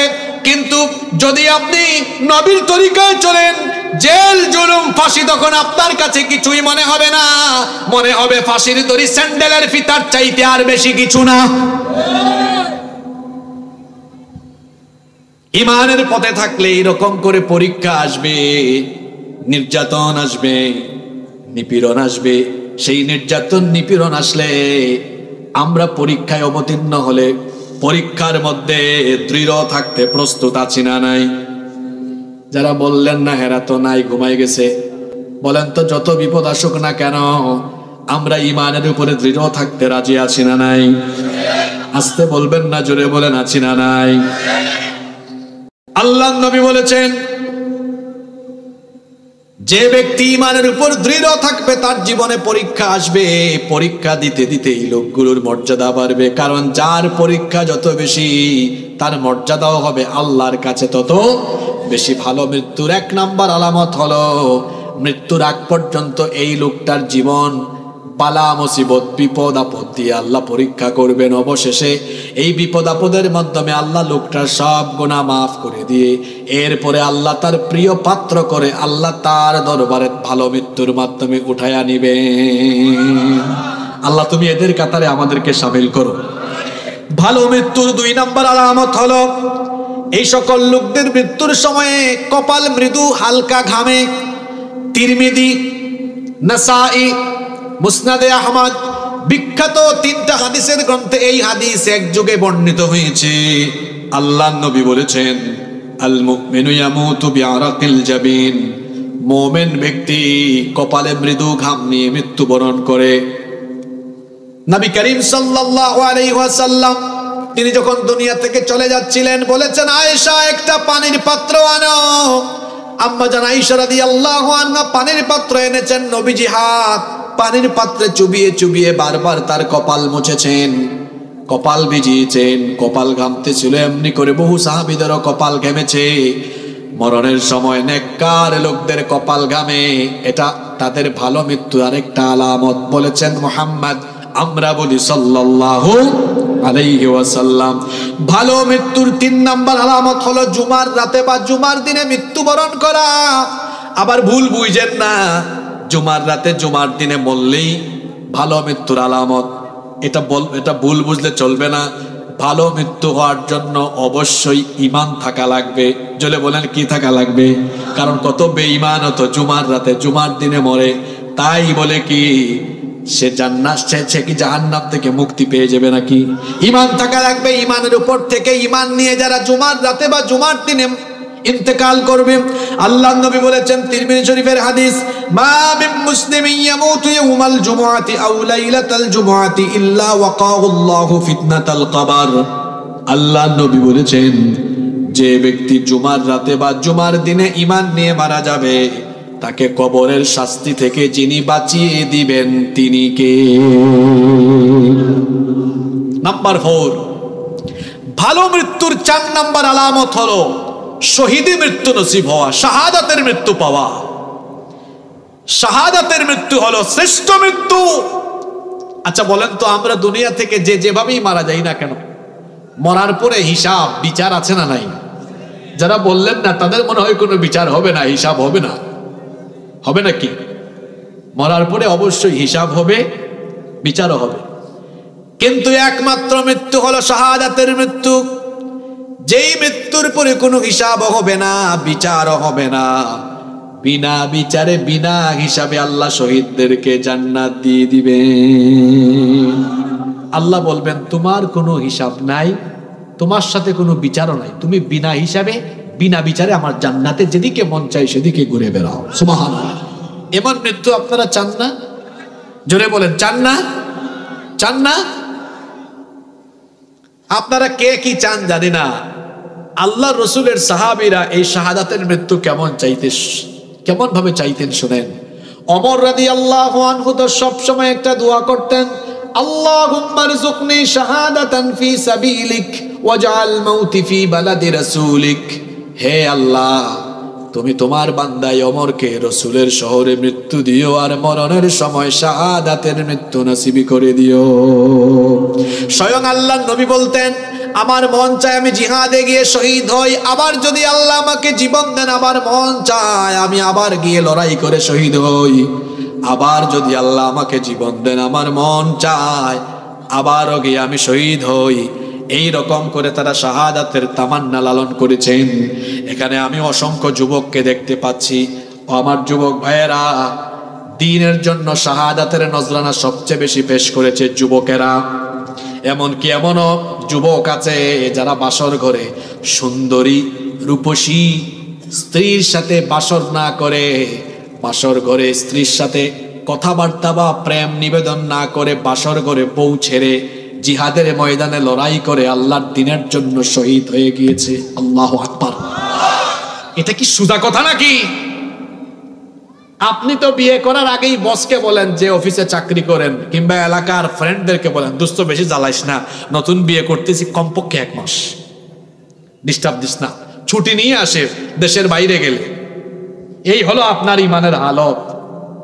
আর রাসূলের অনেক সাহাবী আছেন বিয়ে করেছেন এত সুন্দরী স্ত্রী, ওই এলাকার সবচেয়ে সুন্দরী রূপসী মেয়েকে বিয়ে করেছেন, বাসর ঘরে যাবেন শুনেছেন লড়াইয়ের ডাক এসেছে, নতুন বউকে রেখে রাসূলের ডাকে সাড়া দিয়ে জিহাদের ময়দানে গিয়ে আল্লাহর দ্বীনের জন্য নিজের জীবনকে বিলিয়ে দিয়ে শাহাদাতের নজরানা পেশ করেছেন। আল্লাহু আকবার। আপনারা তো একজনের নাম জানেন খালি, হানজালা রাদিয়াল্লাহু আনহু, এর বাইরে কি আর নাই? ওই যে মুতার যুদ্ধে আরেক যুবক সাহাবী আব্দুল্লাহ বিন রাওয়াহা, নতুন বউ বাহির থেকে বলছেন আপনি ভেতরে আসবেন না, তিনি বলছেন না না না ভেতরে আসবো না, অলরেডি জিহাদের ডাক চলে এসেছে, একটু ভেতরে আসেন। তার বউ বলতেছেন, ওয়াইফ বলছেন একটু ভেতরে আসেন, আমাকে দেখেন, আমার ভয়েস শোনেন, খবরদার আমাকে দেখো না, ভেতরে গেলে তোমার সাথে কথা বললে আরো সময় কাটাতে ইচ্ছে হতে পারে, শহীদ হতে দেরি হয়ে যাবে আমার, তোমার মনোবাসনা ঠিক থাকলে শহীদ হয়ে গেলে জান্নাতে তোমার সাথে আমার দেখা হবে। সুবহানাল্লাহ কইতে মন চাইলো না? হ্যাঁ, আল্লাহর দ্বীনের জন্য, কোরআনের জন্য, কোরআনের রাষ্ট্র প্রতিষ্ঠার জন্য হয়তো জীবন দেওয়ার মতো পরিস্থিতি আসতে পারে, তখন কি আমরা কাপুরুষের মতো বসে থাকবো? কারা কারা আল্লাহর দ্বীনের জন্য জীবন দিতে প্রস্তুত? 2 হাত তুলে আল্লাহকে দেখান।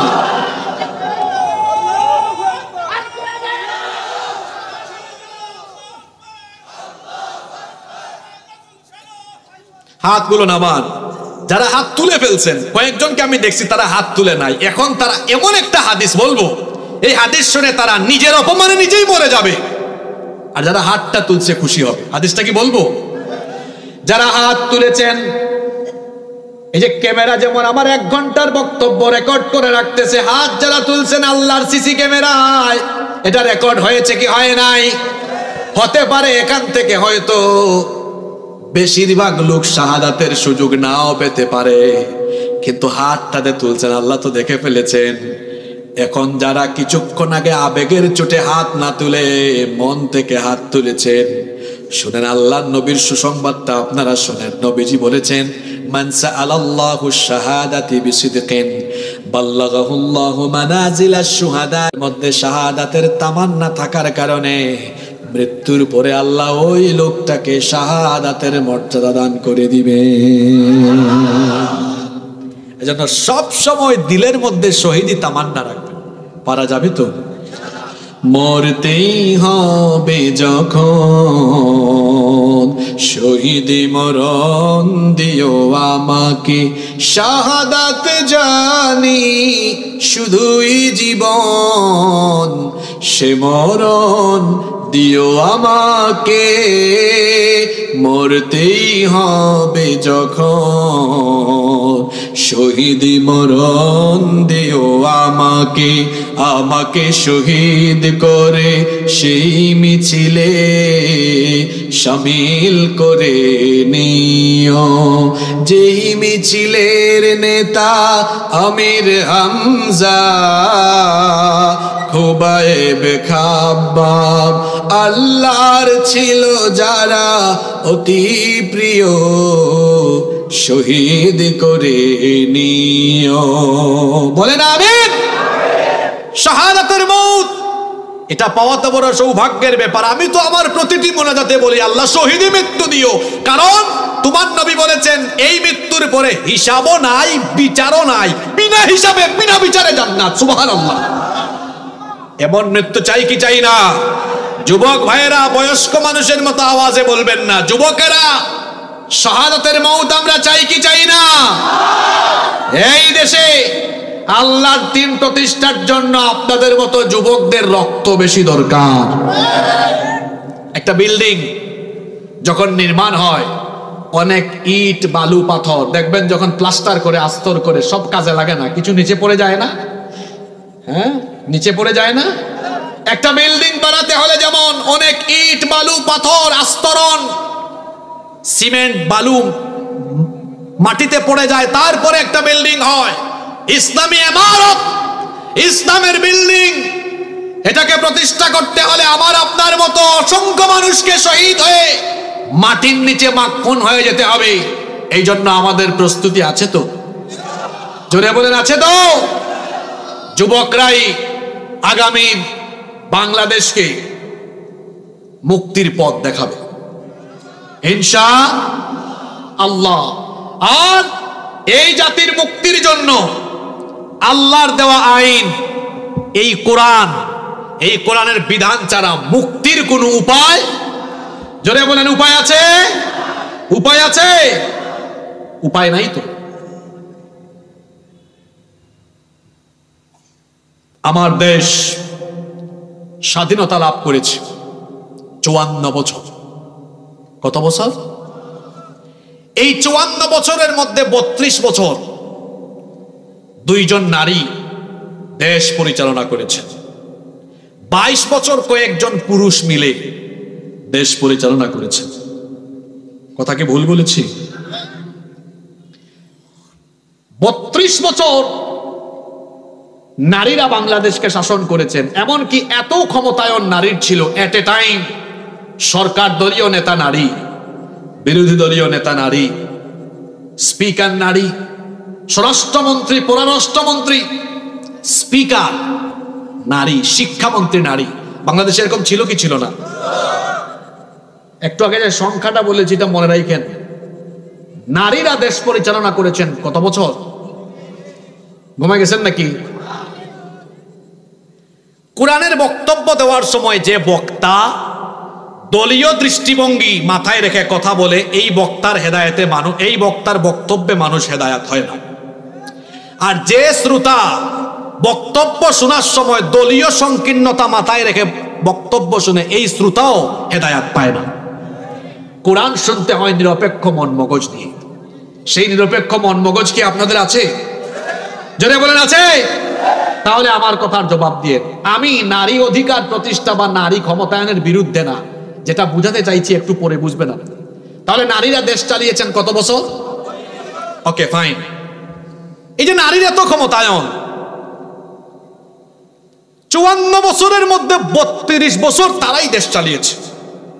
এই দেশে নারী নির্যাতন, নারী শ্লীলতাহানি, নারী ধর্ষণ কি বন্ধ হয়েছে? জোরে বলেন, বন্ধ হয়েছে? গত 7-8 মাস আগেও তো আমরা দেখেছি মাগুরায় আমার ছোট্ট বোন আসিয়াকে একই পরিবারের 3 নরপিশাচ কি পাশবিকতা চালিয়ে আমার বোনটাকে দুনিয়া থেকে যাওয়ার মতো পরিস্থিতি তৈরি করে দিয়েছে। আমার বোনটা কয়েকদিন হাসপাতালে ছিল, খুব কষ্ট পেয়ে দুনিয়া থেকে গিয়েছে। পুরুষ মানুষের মতো জবাব দেন, বলেন আসিয়া কবরে চলে গেছে, আসিয়ার ধর্ষকরা এখনো বেঁচে আছে না নাই? এই আদালতগুলোতে বিচার হয় মানুষের আইন দিয়ে না আল্লাহর আইন দিয়ে? এ কথা বলছেন না কেন? দেশে 54 বছর ধরে চলে কার আইন? কথা বলেন। এ কেমন আইন যে আইন থাকার ফলে আমার ধর্ষিতা বোন কবরে চলে যায় আর ধর্ষক 7-8 মাস পর্যন্ত বেঁচে থাকে? এই আইনের মুখে আমি লাথি মারি। বিভিন্ন কলেজে বিশ্ববিদ্যালয়ে ধর্ষণের সেঞ্চুরি করেছে বাংলাদেশে, এমন ঘটনা ঘটেছে। ওই ধর্ষক আবার ফুলের মালা নিয়ে রাস্তায় হেঁটেছে।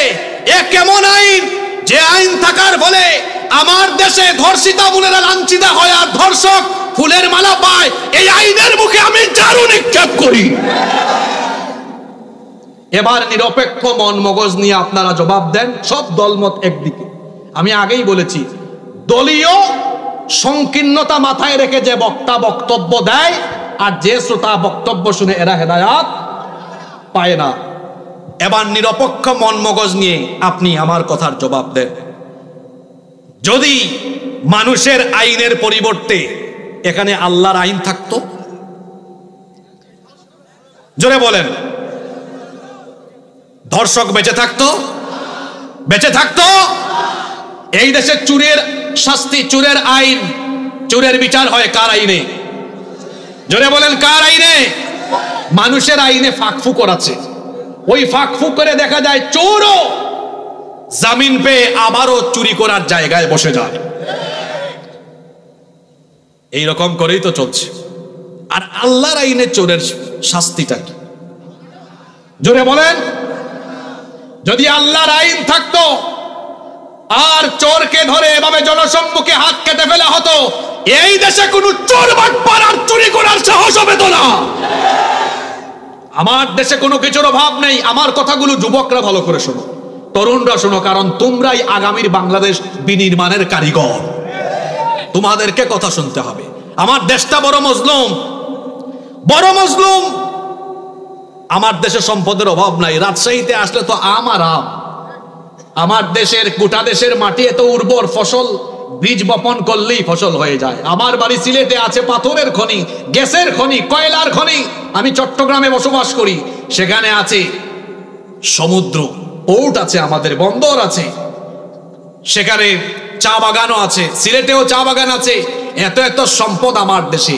আমার দেশে সম্পদ যেমন বেশি, আমার দেশে চোর বাটপারও তেমন বেশি।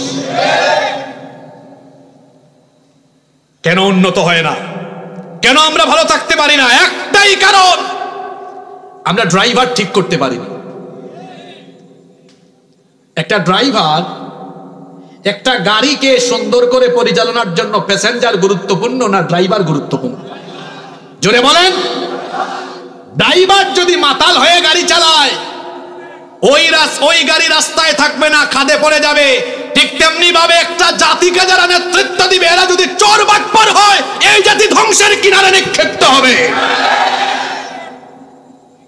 ড্রাইভার ঠিক করতে হবে আপনাদেরকে। সেই ড্রাইভার হতে হয় যোগ্য, এটা হতে হয় সৎ, এটা হতে হয় দক্ষ। এগুলা কি রাজনৈতিক কথা না আল্লাহর কোরআনের কথা? ঘুমাই গেছেন নাকি আপনারা? মানুষের জন্য তো আল্লাহর আইন কল্যাণকর। আমরা কার আইন চাই? জোরে বলেন, কার আইন? যারা বলেন নাই তারা কার আইন চান? আমরা সবাই কার আইন চাই? কার আইন? কার আইন? আল্লাহর আইন চাই। আল্লাহর নবী 63 বছর পৃথিবীতে ছিলেন। কত বছর? 40 বছর পর্যন্ত কাউকে দাওয়াত দেন নাই। 40-এ ওহী এসেছে, দাওয়াত দিয়েছেন 13 বছর। কত বছর? 13 বছরে বহু নিপীড়ন, নির্যাতন সহ্য করেছেন। অতঃপর হিজরত করে মদিনায় গিয়েছেন। মদিনায় যাওয়ার পরে এবার রাষ্ট্র গঠন করে 10 বছর প্রেসিডেন্ট হয়ে মদিনার রাষ্ট্রকে পরিচালনা করছেন। সুবহানাল্লাহ। এখন কইতে পারলেন না? তিনি যে 10 বছর রাষ্ট্র পরিচালনা করলেন কার আইনে? জোরে বলেন, কার আইনে? যে আল্লাহর আইনে নামাজ আদায় করি, যে আল্লাহর আইনে রোজা রাখি, যে আল্লাহর আইনে হজ করি, যে আল্লাহর আইনে যাকাত দেই, সেই আল্লাহর একই আইনে সমাজ রাষ্ট্র পরিচালনা করতে হবে। এর নাম হলো ঈমান। এর নাম হলো কি? ঈমান। কারণ এমনটা করেছেন মুহাম্মদ, আমরা বলি সাল্লাল্লাহু। আর এটার জন্য তো সাহাবীরা রক্ত দিয়েছেন, জীবন দিয়েছেন, শহীদ হয়েছেন। কেন? তারা জানতেন এই শাহাদাতের পথ, মুক্তির পথ, শহীদি মৌত, এটা এমন এক মৌত হিসাবও নাই, বিচারও বিনা হিসাবে বিনা বিচারে জান্নাত দিয়ে দেন যিনি, তিনি কে? লড়াইয়ের ময়দানে শহীদ না হয়েও আবার কিছু মানুষ শহীদি মর্যাদা পায়। এরা কারা?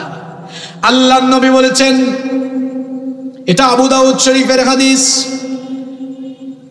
আল মাতউনু শহীদ। যারা মহামারীতে আক্রান্ত হয়ে মারা যায় তারা হলো শহীদ। ওয়াল গারিকু শহীদ। পানিতে ডুবে যারা মারা যায় তারাও শহীদ। এখন এই ওয়াজ শুনে, এই তাফসীর শুনে কেউ আবার বাড়িতে যাওয়ার সময় পুকুরের পানিতে ডুইবা ইচ্ছা করে মইরেন না, যে হুজুর তো বলছে পানিতে ডুবে মরলেই শহীদ।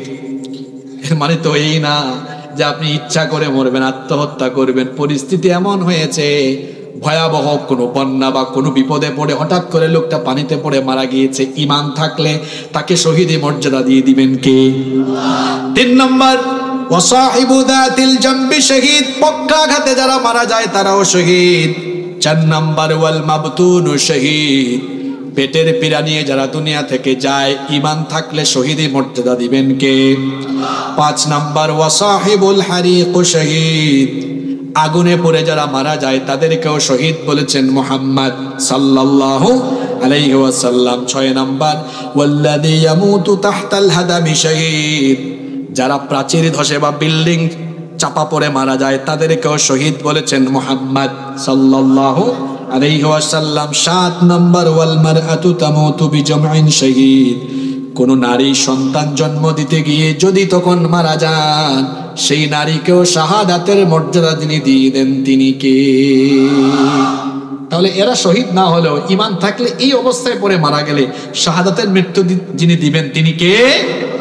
5 নম্বর পয়েন্ট ভালো মৃত্যুর আলামত। আজকে আমি যে পয়েন্টগুলো বলতেছি মাহফিল শেষে যে আমাকে এই পয়েন্টগুলো শোনাইতে পারবে তারে এই স্টেজে ডেকে এনে পুরস্কৃত করা হবে ইনশাআল্লাহ। দেখা যাবে কনসেন্ট্রেট শ্রোতা এখানে কে ছিল।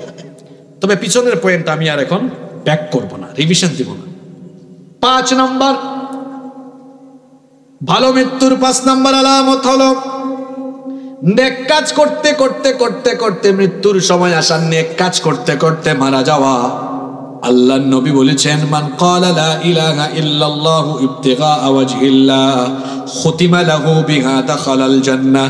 আল্লাহর নবী বলেছেন যে ব্যক্তি আল্লাহর সন্তুষ্টির জন্য লা ইলাহা ইল্লাল্লাহ এই তাওহীদের বাক্য পাঠ করলো আর তাওহীদের উপরে তার হোসনে খাতেমা হলো, তাকে যিনি জান্নাত দিবেন তিনি কি?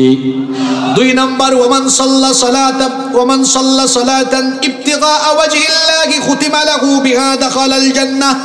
আল্লাহর নবী বলেছেন যে ব্যক্তি আল্লাহর সন্তুষ্টির জন্য সালাত আদায় করে মুসল্লি হয়ে নামাজি হয়ে নামাজি অবস্থায় মওত হয়, এই নামাজিকেও যিনি জান্নাত দিয়ে দেন তিনি কে? নামাজির জন্য জান্নাতের সুসংবাদটা কার? এজন্য নামাজ ছাড়বেন না। রাত 12টা পর্যন্ত ওয়াজ শুনবেন, মাহফিল শুনবেন, কিন্তু ফজরের নামাজ কাজা করবেন এমনটা তো হতে পারে না। ওয়াজ শোনা নফল আর নামাজ আদায় করা হলো ফরজ। ফরজ আগে না নফল আগে? এই জন্য নামাজের সাথে আমাদের সম্পর্ক হবে এমন, আজান হলে সব কাজ বাদ দিয়ে নামাজে যাওয়ার দরকার আছে না নাই? আল্লাহর নবী আরো বলেছেন ওয়ামান সামা ইয়াওমান ইবতিগা ওয়াজহিল্লাহি খুতিমা লাহু বিহা দাখালাল জান্নাহ। যে ব্যক্তি আল্লাহর সন্তুষ্টির জন্যই রোজা রাখে আর রোজাদার অবস্থায় তার মরণ হয়, ওই ব্যক্তিকে জান্নাত দিবেন কে? এমনি করে ওয়ামান তাসাদদাকা বিসাদাকাতিন ইবতিগা ওয়াজহিল্লাহ খুতিমা লাহু বিহা দাখালাল জান্নাহ। যে ব্যক্তি আল্লাহর সন্তুষ্টির জন্য দান সাদাকা করে, প্রতিদিনই দান করে দানশীল হয়ে হয়ে মারা যায়, ওই ব্যক্তিকেও যিনি জান্নাত দিয়ে দিবেন তিনি কে? এই হাদিস আমাদেরকে কি বার্তা দিল? নেক কাজ করা, নেক কাজের উপর টিকে থাকা, অতঃপর নেক কাজে টিকে থেকে অবিচল থেকে মৃত্যুবরণ করতে পারা, এটা হলো ভালো মৃত্যুর আলামত। আর যে যে অবস্থায় মারা যায় তাকে ওই অবস্থায় হাসরের ময়দানে উঠাবেন কে? 6 নম্বর ভালো মৃত্যুর 6 নম্বর আলামত হলো হজের সফরে মৃত্যুবরণ করা। এখন এটা শুনে আবার সামনে হজে গেলে ইচ্ছা করে মরে যাইয়েন না। হজে গিয়েছে এমন অবস্থায় যদি কোনো মানুষের মৌত হয়, এটা হলো ভালো মৃত্যুর আলামত। আর শোনেন, আজকে যদি আপনাদের এলাকায় কেউ মারা যায় তাকে আমরা কাফনের কাফন দেই, মুখটা ঢেকে দেই, দাফন দেই। মনে রাখবেন স্বাভাবিক মানুষের দাফন কাফন আর হাজী সাহেবের দাফন কাফনের নমুনা কিন্তু একরকম না, পার্থক্য আছে। পার্থক্যটা কেমন শোনেন। আব্দুল্লাহ ইবনে আব্বাস রাদিয়াল্লাহু আনহুমা এই হাদিসের বর্ণনাকারী সাহাবী, হাদিসটি বুখারী এবং মুসলিম শরীফে এসেছে। তিনি বলছেন বাইনামা রাজুলুন ওয়াকিফুন বিআরাফা, আমাদের পাশে এক লোক আরাফার ময়দানে ছিল, উপস্থিত ছিল। ইদ ওয়াকা আন রাহিলাতিহি ফাওয়াকাসাতহু, সে তার বাহন থেকে পড়ে তার ঘাড় মটকে মৃত্যুবরণ করলো। আল্লাহর নবী বললেন ইগসিলুহু বিমাইন ওয়া সিদরিন, বড়ই পাতার গরম পানি দিয়ে তাকে গোসল দাও।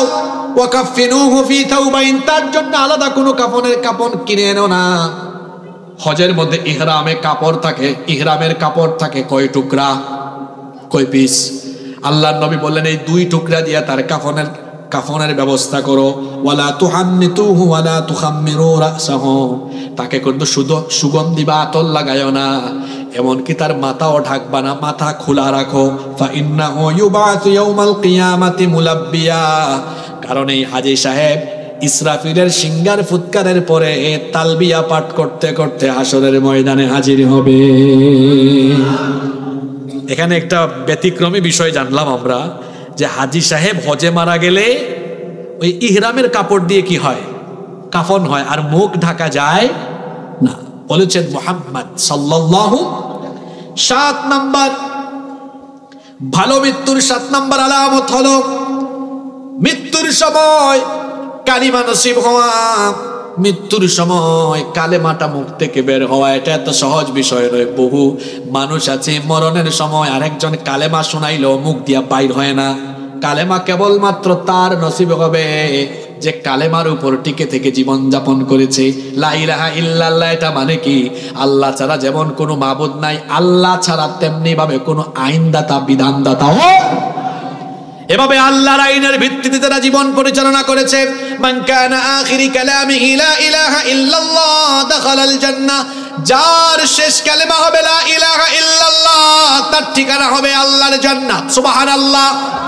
মনে রাখবেন, সারা জীবন ইমানের পথে টিকে থাকলেন, আর যদি শেষটা ইমানের উপরে না হয় তাহলে কিন্তু আপনার জন্য মুসিবত। কারণ শেষটা অর্থাৎ মৃত্যুটা হোসনে খাতেমার উপর হওয়া, এটাই হলো সৌভাগ্য। এক ব্যক্তি সারা জীবন গুনাহ করলো, কিন্তু অনুশোচনাবোধ আর অনুতপ্ততার সাথে যদি মরণের আগে তার তওবার মাধ্যমে ভালো পথে ফিরে আসে, শেষটা ভালো হওয়ার কারণে তাকে মাফ করে দিবেন কে? আর আবার পক্ষান্তরে যদি আরেক ব্যক্তি সারা জীবন ভালো কাজ করে মৃত্যুর সময় অপরাধ করে মারা যায়, এই যে যুবকরা আমার দিকে তাকাও, এই যে ওয়াজ শুনলা, ভালো কাজ করছো 2 ঘন্টা, এখন বাড়িতে গেলা, একটু আগে ওয়াজ শুনছো, ভালোই কামটা করছো, ঘুমানোর টাইমে ভাবলা যাই একটু ইউটিউব শরীফে দেখি কিছু আছে কিনা, গুগল শরীফে দেখা আরম্ভ করলা আশেপাশে কিছু, তারপরে তোমার গার্লফ্রেন্ডকে একটা কল দিলা, অথবা মেসেঞ্জারে গিয়ে মেয়েদেরকে খুচাখুচি করলা, খুচাখুচি কইরা কইরা ঘুমাইলা, এই ঘুমের মধ্যে মারা গেলা। রাসূল কি বলেছেন? আল্লাহর নবী বলেছেন ইউবাসু কুল্লু আবদিন আলা মা মাতা আলাইহি, যে অবস্থায় মারা যায় ওই অবস্থায় এই রকম লোকদের সাথে হাসরের মাঠে দাঁড়িয়ে উঠাবেন কে? কাজ করলাম, ভালো ওয়াজ শুনলাম, এরপরে ওয়াজ থেকে ফিরে গিয়ে আবার খারাপ কাজ আরম্ভ করলাম, আর খারাপ কাজ অবস্থায় মৃত্যু হয়ে গেল, আমার হাসর হবে তখন খারাপদের সাথে। এজন্য কথাটা বলেছি, শেষটা ভালো হওয়া এটা সৌভাগ্যের ব্যাপার, এটা সৌভাগ্যের ব্যাপার। আমার একটা ঘটনা মনে পড়ে গেল, ঘটনাটা কি বলবো? বনি ইসরাইলের এক লোক ছিল যে 100টা খুন করেছে। কয়টা খুন? প্রথমে তার খুনের পরিমাণ ছিল 99টা খুন করার পরে তার অন্তরের মধ্যে অনুশোচনা আসলো। সে খ্রিস্টান এক পাদ্রীর কাছে গিয়ে বলল, আমি তো 99টা খুন করেছি, আমার মনে এখন অনুশোচনা এসেছে, আমি ভালো হতে চাই, আমার কি ভালো হওয়ার কোনো উপায় আছে নাকি? পাদ্রী তখন বললেন, না, তুমি বড় পাপী, 99টা খুন করেছো, তোমার ভালো হওয়ার কোনো পথ আর খোলা নাই। লোকটা রাগান্বিত হয়ে সাথে সাথেই পাদ্রীকে ওখানে খুন করলো। আগে ছিল 99, এখন হইল 1, টোটাল হইছে কত? 100 খুন করেছে, কিন্তু তার মনে তো শান্তি নাই। চলে গেল এক আলেমের কাছে গিয়ে বলল, আমি তো 100 খুন করেছি, বড় পাপী আমি, আমার জন্য কি ভালো হওয়ার কোনো রাস্তা আছে নাকি? আলেম বললেন, তোমার পাপের পরিমাণ যত বেশি, আমার আল্লাহর দয়ার পরিমাণ হলো তার থেকে আরো বহু গুণে বেশি। তুমি এক্ষুনি যদি তওবা করো আর যদি দিনের পথে ফিরে আসো, তোমার সকল গুনাহ আল্লাহ মাফ করবেন। লোকটা তওবা করলো। এরপরে ওই আলেম তাকে বললেন, তুমি আর তোমার এলাকায় ফিরে যাও না, কারণ সেখানে খারাপ কাজ হয় বেশি। খারাপ এলাকায় খারাপ পরিবেশে থাকলে খারাপ হওয়ার সম্ভাবনা আছে না নাই? এজন্য তো আমরা বলি, ভালোর সাথে থাকলে ভালো, খারাপের সাথে থাকলে খারাপ। আতরের দোকানে ঢুকলেন, আতর কিনলেন না, কিন্তু 10-15 মিনিট যদি আতরের দোকানে থাকেন, বের হয়ে আসলে দেখবেন শরীরের মধ্যে, কাপড়ের মধ্যে আতরের সুগন্ধি এসে যায়। নিজে বিড়ি সিগারেট খান না, কিন্তু বিড়ি খায়, সিগারেট খায় এমন লোকদের সাথে 20 মিনিট থাকলে দেখবেন আপনার সাথেও, কিংবা হাত মিলাইছেন তার সাথে, আপনার হাতে বিড়ির গন্ধ অটোমেটিক হয়ে গেছে, হয় কি হয় না? তার মানে ভালোর সাথে থাকলে ভালো, খারাপের সাথে থাকলে খারাপের জন্য আলেম তাকে বললেন তোমার এলাকায় যাও না, ওখানে পরিবেশ খারাপ। একটা এলাকার নাম বললেন, ওই এলাকায় চলে যাও, সেখানে গিয়ে বাকি জীবন ওই এলাকার লোকদের সাথে বসবাস করো। খেয়াল করে শোনেন, এই লোকটা তখন ওই এলাকার উদ্দেশ্যে যাত্রা আরম্ভ করলো। কিন্তু কি আশ্চর্য, কিছু দূর পথ চলার পরে মালাকুল মউত চলে আসলেন, তার মৃত্যু হয়ে গেল। আমরা জানি কোন মানুষ মৃত্যুর পরে লোকটা জান্নাতি হলে জান্নাতি ফেরেশতারা রূহ নেওয়ার জন্য আসে, জাহান্নামী হলে জাহান্নামী ফেরেশতারা রূহ নেওয়ার জন্য আসে। কিন্তু এই লোকটা যখন মারা গেল, জান্নাতের ফেরেশতাও এসেছে, জাহান্নামের ফেরেশতাও এসেছে। জান্নাতের ফেরেশতারা বলে, জাহান্নামী ফেরেশতারা তোমরা কেন এসেছো? জাহান্নামী ফেরেশতারা বলে, এই লোকটা 100 খুন করেছে জাহান্নামী, এজন্য তার রূহ আমরা নিতে এসেছি, তোমরা কেন এসেছো? জান্নাতি ফেরেশতারা বলে, এই লোকটা যতই খুন করুক না কেন তওবা করেছে, আল্লাহ সব গুনাহ মাফ করেছেন, এই জন্য লোকটা জান্নাতি হিসাবে কালেমার উপর তার মরণ হয়েছে বলে তাকে জান্নাতে নেওয়ার জন্য আসছি। জাহান্নামী ফেরেশতারা মানে না। 2 দল যখন পদানুবাদ বিতর্ক আরম্ভ করলো, আল্লাহ এবার মধ্যস্থকারী ফেরেশতা পাঠালেন। মধ্যস্থকারী ফেরেশতা বললেন, 2 গ্রুপ ঝগড়া করে কোনো লাভ নাই, চলো একটা কাজ করা যাক। ওই আলেম যে বলেছিলেন একটা এলাকায় যাওয়ার জন্য, একটু দূরত্ব ডিস্টেন্স মেপে দেখো তো লোকটা কি ওই এলাকার কাছাকাছি নাকি দূরবর্তী। যদি ওই এলাকা থেকে দূরবর্তী হয়, জাহান্নামী ফেরেশতারা তার রূহ নিয়ে যাও। আর যদি লোকটা ওই এলাকার নিকটবর্তী কাছাকাছি চলে যায়, তাহলে জান্নাতি ফেরেশতারা তার রূহ নিয়ে যাও। আসলে লোকটা ওই এলাকা থেকে বহু দূরেই ছিল, কিন্তু তার তওবা তো আল্লাহ কবুল করেছিলেন, আল্লাহর পছন্দনীয় বান্দা সে হয়ে গিয়েছিল। এই জন্য ফেরেশতারা যখন ডিস্টেন্স পরিমাপ দূরত্ব মাপা শুরু করেছে, আল্লাহ তার কুদরত দিয়ে ওই জায়গা আর ওই বান্দার মৃত্যুর জায়গাটাকে আল্লাহ একেবারে নিকটবর্তী করে দিলেন। আল্লাহর জন্য এটা বড় কঠিন না সহজ? আরো জোরে বলেন, কঠিন না সহজ? এই ঘটনা থেকে কি শিক্ষা পেলেন? এখানে যে এত এত বাবারা, এত এত যুবক ভাইরা এসেছেন, আমরা বহু গুনাহ করে ফেলেছি, হয়তো নামাজ ছেড়ে দিয়েছি, জিনা করে ফেলেছি, সুদ ঘুষ অন্যায় অবিচার কিংবা অন্য কোনো জুলুম বা অপরাধের সাথে সম্পৃক্ত হয়তো ছিলাম, কিন্তু এখনো তো সময় আছে, বেঁচে আছি। আজকে যদি তওবা করে বাড়ি যেতে পারি, তাহলে আমাদেরকেও ঈমানের মৃত্যু যিনি নসিব করবেন তিনি কে? ভালো মৃত্যুর কয়টা আলামত বলেছি? জোরে বলেন কয়টা? আপনারা মনে হয় টায়ার্ড হয়ে গেছেন, তাই না? আর বেশি না, 7-8 মিনিট থাকতে পারবেন তো আপনারা ইনশাআল্লাহ। এবার আসেন শেষ পয়েন্টে চলে আসছি, একটু পরে কিন্তু প্রশ্ন হবে, রেডি থাকেন আপনারা। এবার ভালো মৃত্যু তো এমনি এমনি পাওয়া যায় না ভাই, ভালো মৃত্যুর জন্য আমল লাগবে। ভালো মৃত্যুর 6টা আমল বলবো এখন। কয়টা আমল? খুব সংক্ষেপে বলবো। কয়টা আমল? এই 6টা আমল করলে ভালো মৃত্যু নসিব হয়ে যাবে ইনশাআল্লাহ। 1 নাম্বার, নামাজ এবং অন্যান্য যত মৌলিক ফরজ ইবাদত আছে, কোন নেকির কাজ ছেড়ে না দেওয়া। আমরা যখন মারা যাব, আল্লাহর সামনে যেদিন আমরা হাজির হব, বলেন তো আল্লাহ তখন বিচার করবেন, সর্বপ্রথম কোন আমল সম্পর্কে আল্লাহ হিসাব চাইবেন? ওয়াজ তো আপনারাই জানেন, কিন্তু শুধু আমলটা করেন না। আমার দেশে ওয়াজ হয় বেশি, কিন্তু আমল হয় কম। ওয়াজের চাইতে আমল হওয়া লাগবে বেশি। নামাজ এমন এক ইবাদত, নামাজ ছাড়া জান্নাতের গন্ধ পাওয়া যাবে না। কলিজার টুকরা যুবক ভাইদেরকে বলছি, আজান হলে আপনারা মসজিদের সামনের কাতারে দাঁড়িয়ে যাবেন। এখন মুরব্বী বাবারা রাগ কইরেন না, আমাদেরকে তো হুজুর পেছনে দিয়া গেল। বাবারা পেছনে থাকলে আপনি যখন চোখের সামনে দুনিয়া থেকে যাওয়ার আগে দেখবেন আপনার ছেলে নাতি পুতি এরা আপনার চোখের সামনে নামাজ আদায় করে, বলেন তো আপনার ভালো লাগবে না খারাপ লাগবে? আরো জোরে বলেন, ভালো না খারাপ? যুবক ভাইয়েরা, এই যৌবনের বয়সে যারা আল্লাহকে সাজদা দিবে, কিয়ামতের ময়দানে এই সকল যুবকদেরকে আরশে আজিমের ছায়ায় যিনি জায়গা দিবেন তিনি কে? ভালো মৃত্যুর 1 নম্বর আমল, নামাজ সহ কোনো নেক আমল ছেড়ে দেওয়া যাবে। নামাজ আদায় করবেন তো?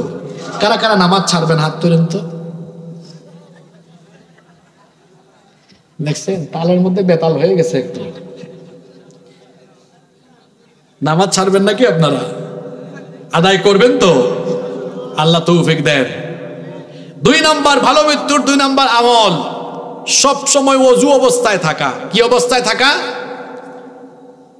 ওযু অবস্থায় থাকা। ওযু। আল্লাহর নবী মেরাজে গেলেন, ফিরে এসে বললেন, আচ্ছা বিলাল, তুমি এমন কি করো বলো তো? আমি জান্নাতে তোমার পায়ের আওয়াজ শুনে এসেছি। সুবহানাল্লাহ বাড়ি গিয়ে বলিয়ে, জান্নাতে তোমার কি শুনে এসেছি? জোরে বলেন। এটা কি সোজা কথা? রাসূল বলছেন, বিলাল, আমি জান্নাতে তোমার পায়ের আওয়াজ শুনে এসেছি। আল্লাহু আকবার। কি করো তুমি বলো তো আমাকে, কি করো তুমি?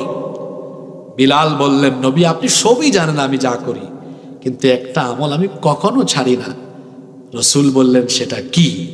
বিলাল রাদিয়াল্লাহু আনহু বললেন, আমার যখনই ওযু চলে যায় সাথে সাথে ওযু করি, ওযু গেলেই ওযু করি, সব সময় ওযু অবস্থায় থাকি, আর ওযু করেই আমি ওযুর গুরুত্বের জন্য 2 রাকাত নামাজ আদায় করি। সুবহানাল্লাহ। নবীজি বললেন, বিলাল তুমি আমল কখনো ছেড়ে দিও না, এই আমল তোমাকে এমন জায়গায় পৌঁছে দিয়েছে যে আমি রাসূল নিজে জান্নাতে তোমার পায়ের আওয়াজ শুনে এসেছি। এটা তো বলছেন বিলালের জন্য সুবহানাল্লাহ, এবার নিজের জন্য সুবহানাল্লাহ পড়বেন না? শুনেন, এবার নিজের জন্য সুবহানাল্লাহ পড়ার আগে এই হাদিসটা শুনেন, মনোযোগ আছে তো? আনাস ইবনে মালিক রাদিয়াল্লাহু আনহুকে নবীজি বললেন, হে আনাস, হে আনাস শোনো, ইন ইসতাতা'তা আল্লা তাবিতা ইল্লা আলা wudu ফাফআল, যদি সম্ভব হয় আনাস রে তুমি সব সময় ওযু অবস্থায় থাকো।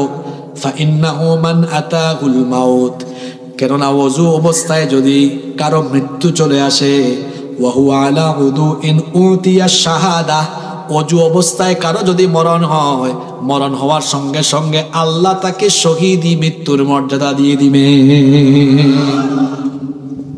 আপনারা ওযু অবস্থায় থাকবেন তো?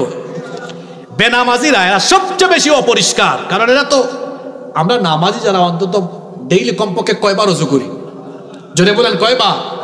অনেক মহিলারা আছে আশকারা মাস্কারা আটা ময়দা কত কিছু লাগায়, আর যুবকেরা ফেসবুকে এগুলো প্রোফাইল থেকে পাগল হয়ে যায়। এত পাগল হইও না, প্রোফাইল একরকম, বাস্তব আরেক রকম।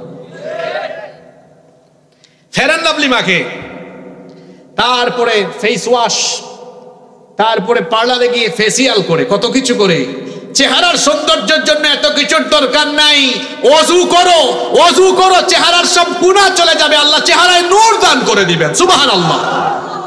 ওযুর মাধ্যমে গুনাহ ঝরে যায়। কি ঝরে যায়? রাসূল বলেছেন, বান্দা কুলি করে মুখের থেকে পানি যখন বের করে, সেই পানির সাথে মুখের সগীরা গুনাহ ঝরে পড়ে। যখন মুখমণ্ডল ধৌত করে, ওযুর পানির সাথে মুখের সগীরা গুনাহ ঝরে পড়ে। যখন 2 হাত 2 পা ধৌত করে, ওযুর পানির সাথে 2 হাত পায়ের সগীরা গুনাহ ঝরে পড়ে।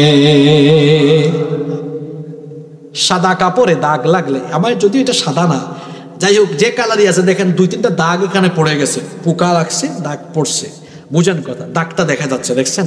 দূর থেকে হয়তো দেখা যাচ্ছে না, কাছ থেকে দেখা যাচ্ছে। বড় কোনো দাগ পড়লে দেখা যাবে। যেমনি ভাবে পরিচ্ছন্ন কাপড়ে দাগ লাগলে দেখা যায়, তেমনি চেহারার মধ্যে একটা গুনার ছাপ থাকে, দেখলেই এদেরকে চোরের মতো লাগে। আর যারা হালাল পথে, সৎ পথে চলে, আলু ভর্তা খায়, ডাল খায়, ভাত খায়, কোনো সময় খাইতেও পারে না, চেহারা সুরত দেখলে দেখবেন মায়া লাগে, কারণ জীবনটা পরিষ্কার আছে, গুনাহের কোনো দাগ নাই। আল্লাহ আমাদেরকে এমন জীবন দান করে দাও। 2 নম্বর কি বললাম? ওযু। কোন আমল বললাম? ওযু অবস্থায় থাকবেন তো? আর যুবক ভাইরা শুনেন, ওযু অবস্থায় থাকবেন, শয়তান কম ধরবে, ধরতে পারবে না ইনশাআল্লাহ। 3 নম্বর, আল্লাহকে ভয় করে যারা জীবন যাপন করবে। কারণ আপনি বলবেন, হুজুর আল্লাহর ভয় আবার এটা আবার কি? বুঝায় দেন। এক উদাহরণে বুঝায় দেই। আপনাদের এলাকায় বাইম মাছ পাওয়া যায় কিনা? আপনারা এটাকে কি বলেন? আচ্ছা বলেন তো, বাইম মাছ থাকে কোথায়? কিন্তু যখন বাইম মাছকে কাঁটা থেকে উঠাইয়া ওই যে মাছ রাখার পাত্রকে আপনারা কি বলেন? খলই বলেন নাকি? খালই, খলই, মাখরাজ, ঠিক আছে। বাইম মাছকে কাঁটা থেকে উঠাইয়া এরপরে যখন খলইয়ে রাখা হয়, তখন কি বাইম মাছের গায়ে কোনো কাদা দেখা যায় নাকি? আমাকে আপনাকে হতে হবে বাইম মাছের মতো। বাইম মাছ কাদায় থেকে যেমন তার গায়ে কাদা থাকে না, আমি আপনি গুনাহ ভরা সমাজে আল্লাহকে ভয় করে এমন ভাবে চলবো, চারপাশে গুনাহ থাকবে, গুনাহ আমাকে টাচ করতে পারবে না। এর নাম তাকওয়া। এর নাম কি? আমার চারপাশে অনেকে চুরি করবে, বাটপারি করবে, আমি যে অফিসে চাকরি করি আমার কলিগরা ঘুষ খাবে, আমি যে রাজনীতি করি আমার সাথীরা দুর্নীতি করবে, কিন্তু আমি তো আমার গায়ে কাদা লাগাবো না, গুনাহ আমাকে টাচও করতে পারবে না। এর নাম তাকওয়া। এর নাম কি? কার ভয়? যাদের হৃদয়ে আছে আল্লাহর ভয়, তারা কবু পথ ভুলে যায় না। আল্লাহর প্রেম ছাড়া এই দুনিয়ায় কারো কাছে কোনো কিছু চায় না, কারো কাছে কোনো কিছু চায় না। বলেন আলহামদুলিল্লাহ। 3 গেল। 4 নাম্বার, ভালো মৃত্যুর 4 নাম্বার আলামত হলো শহীদি মৃত্যু। শহীদি মৃত্যু, শহীদি তামান্না রাখা। শহীদি কি রাখা? ওই যে একটু আগে হাদিস বললাম, তামান্না যদি থাকে, শহীদ না হলেও শহীদি মর্যাদা দিবেন কে? 5 নাম্বার ভালো মৃত্যুর 5 নাম্বার আমল হলো ভালো মৃত্যুর জন্য আল্লাহর দরবারে দোয়া করা। এজন্য বেশি বেশি দোয়া করবেন আল্লাহর কাছে। নামাজের শেষ বৈঠকে একেবারে শেষে দোয়াটা আমরা পড়ি, দোয়ায়ে মাসুরা, আল্লাহুম্মা ইন্নী যালামতু নাফসি যুলমান কাসীরা ওয়া লা ইয়াগফিরুয যুনুবা ইল্লা আনত ফাগফির লি মাগফিরাতাম মিন ইনদিকা ওয়ারহামনি ইন্নাকা আনতাল গফুরুর।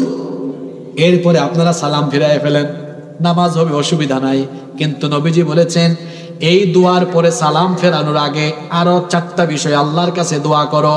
দোয়াটা নবীজি শিখিয়েছেন, আল্লাহুম্মা ইন্নী আউযু বিকা মিন আযাবি জাহান্নাম ওয়া মিন আযাবিল কবর ওয়া মিন ফিতনাতিল মাহইয়া ওয়াল মামাত ওয়া মিন ফিতনাতিল মাসিহিদ দাজ্জাল। এত সুন্দর দোয়া। হে আল্লাহ, আমাকে কবরের ফিতনা থেকে, জাহান্নামের আযাব থেকে, জীবন মরণের ফিতনা থেকে, আর দাজ্জালের ফিতনা থেকে আমাদেরকে বাঁচাও। বলে না আমিন। আরো আসতে বলে না আমিন। এই দোয়াটা শিখবেন। যুবক ভাইরা পারবেন না, এটা পড়া দিয়ে যাচ্ছি, হোমওয়ার্ক। মা বোনরাও শিখবেন। 6 সর্বশেষ আমল, ভালো মৃত্যুর 6 নাম্বার আমল হলো সব সময় আল্লাহর পথে কিছু না কিছু দান সদকা করা। শুধু সামর্থ্য থাকলে, আমার দেশে অনেককে এরকম কোকড়া লাগে, দেন না দেন না, অমুক সাহেব দেন না। আরে আমি দান করবো, আমাকে বলতে হবে কেন? আমি নিজে থেকে করে ফেলবো।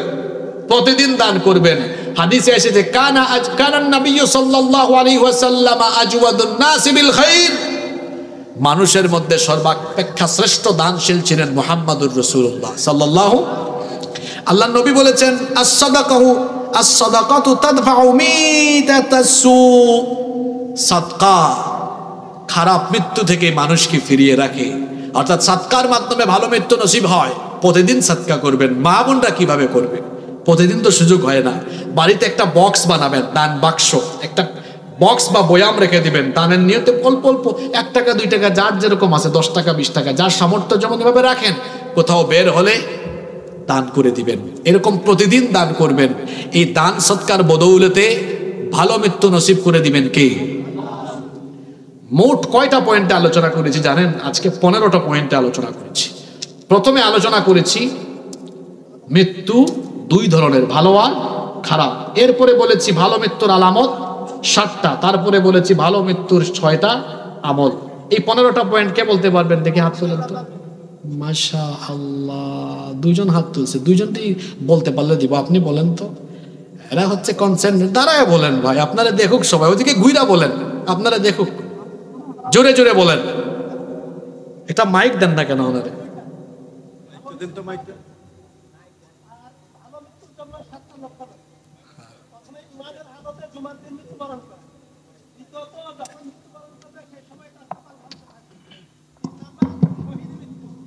চার নাম্বার, নামাজ অবস্থায় মৃত্যুবরণ করা। 5 নাম্বার, রোজা রাখা অবস্থায় মৃত্যুবরণ করা। 6 নাম্বার, হজ আদায়ের সময় মৃত্যুবরণ করা। 7 নাম্বার, কালেমার হালতে মৃত্যুবরণ করা। আপনি দুইটারে একটা বানাইছেন, নামাজ রোজারে আলাদা করছেন। আপনার 6টা পয়েন্ট হয়েছে, আরো একটা বাকি আছে, ওইটা প্রথম পয়েন্টটা বাদ দিয়েছেন আপনি ভয়ের কারণে। ইমানদাররা যখন মৃত্যুবরণ করবে তখন এটা হচ্ছে যে ইমানদারের জন্য দুনিয়া হচ্ছে আপনার হয়েছে বুঝছি, মানে বিপদ মুসিবত থাকবে অনেক বেশি। আলহামদুলিল্লাহ, মারহাবা বলেন। এরা হচ্ছে অ্যাপ্রোপ্রিয়েট শ্রোতা, মাহফিলে রিয়েল শ্রোতা, বুঝছেন? এবার বলেন তো দেখি, শেষে যে 6টা আমল বলছি, ভালো মৃত্যুর 6টা আমল। ভালো মৃত্যুর 6টা আমল হচ্ছে নামাজ পড়তে হবে, দ্বিতীয় ওযু করতে হবে, 3 নাম্বার ওযু অবস্থায় থাকবে, পড়তে হবে না, নামাজি হতে হবে, ওযু অবস্থায় সব সময় থাকতে হবে। তারপরে বলেন, অসুবিধা নেই, বলেন বলেন, ভয় পাই না, আপনি বলেন, আপনাকে সহযোগিতা করবো, বলেন। শহীদ অবস্থায় মৃত্যুবরণ করতে হবে, আর ভালো মৃত্যুর আশা করতে হবে। আর লাস্টেরটা আপনি মনের ভিতরে আল্লাহর ভয় থাকতে হবে। আপনারা হাসতেছেন, লাস্টেরটা একেবারে দানশীল। আপনি তো দাঁড়াইতে পারেন নাই, উনি দাঁড়াই এত ধাক্কায় ধাক্কায় বলেই ফেলছে সবগুলো। এখন আলহামদুলিল্লাহ, আপনি সামনে আসেন, স্টেজে চলে আসেন। ওই ভাই দেখি, বলেন তো দেখি আপনি, মাশাআল্লাহ, আসেন আপনি সামনে আসেন।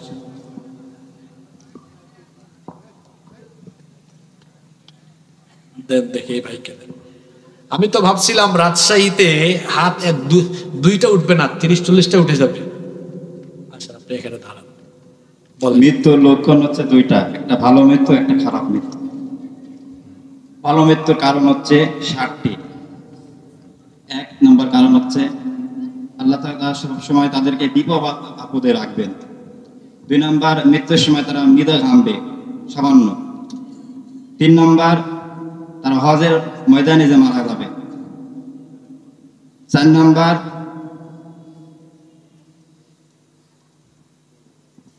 নামাজে মারা যাবে, তারপরে রোজাতে মারা যাবে, এবং তারা দান করা অবস্থায় মারা যাবে। 5 নম্বর, শহীদ মৃত্যুবরণ করবে। 6 নম্বর,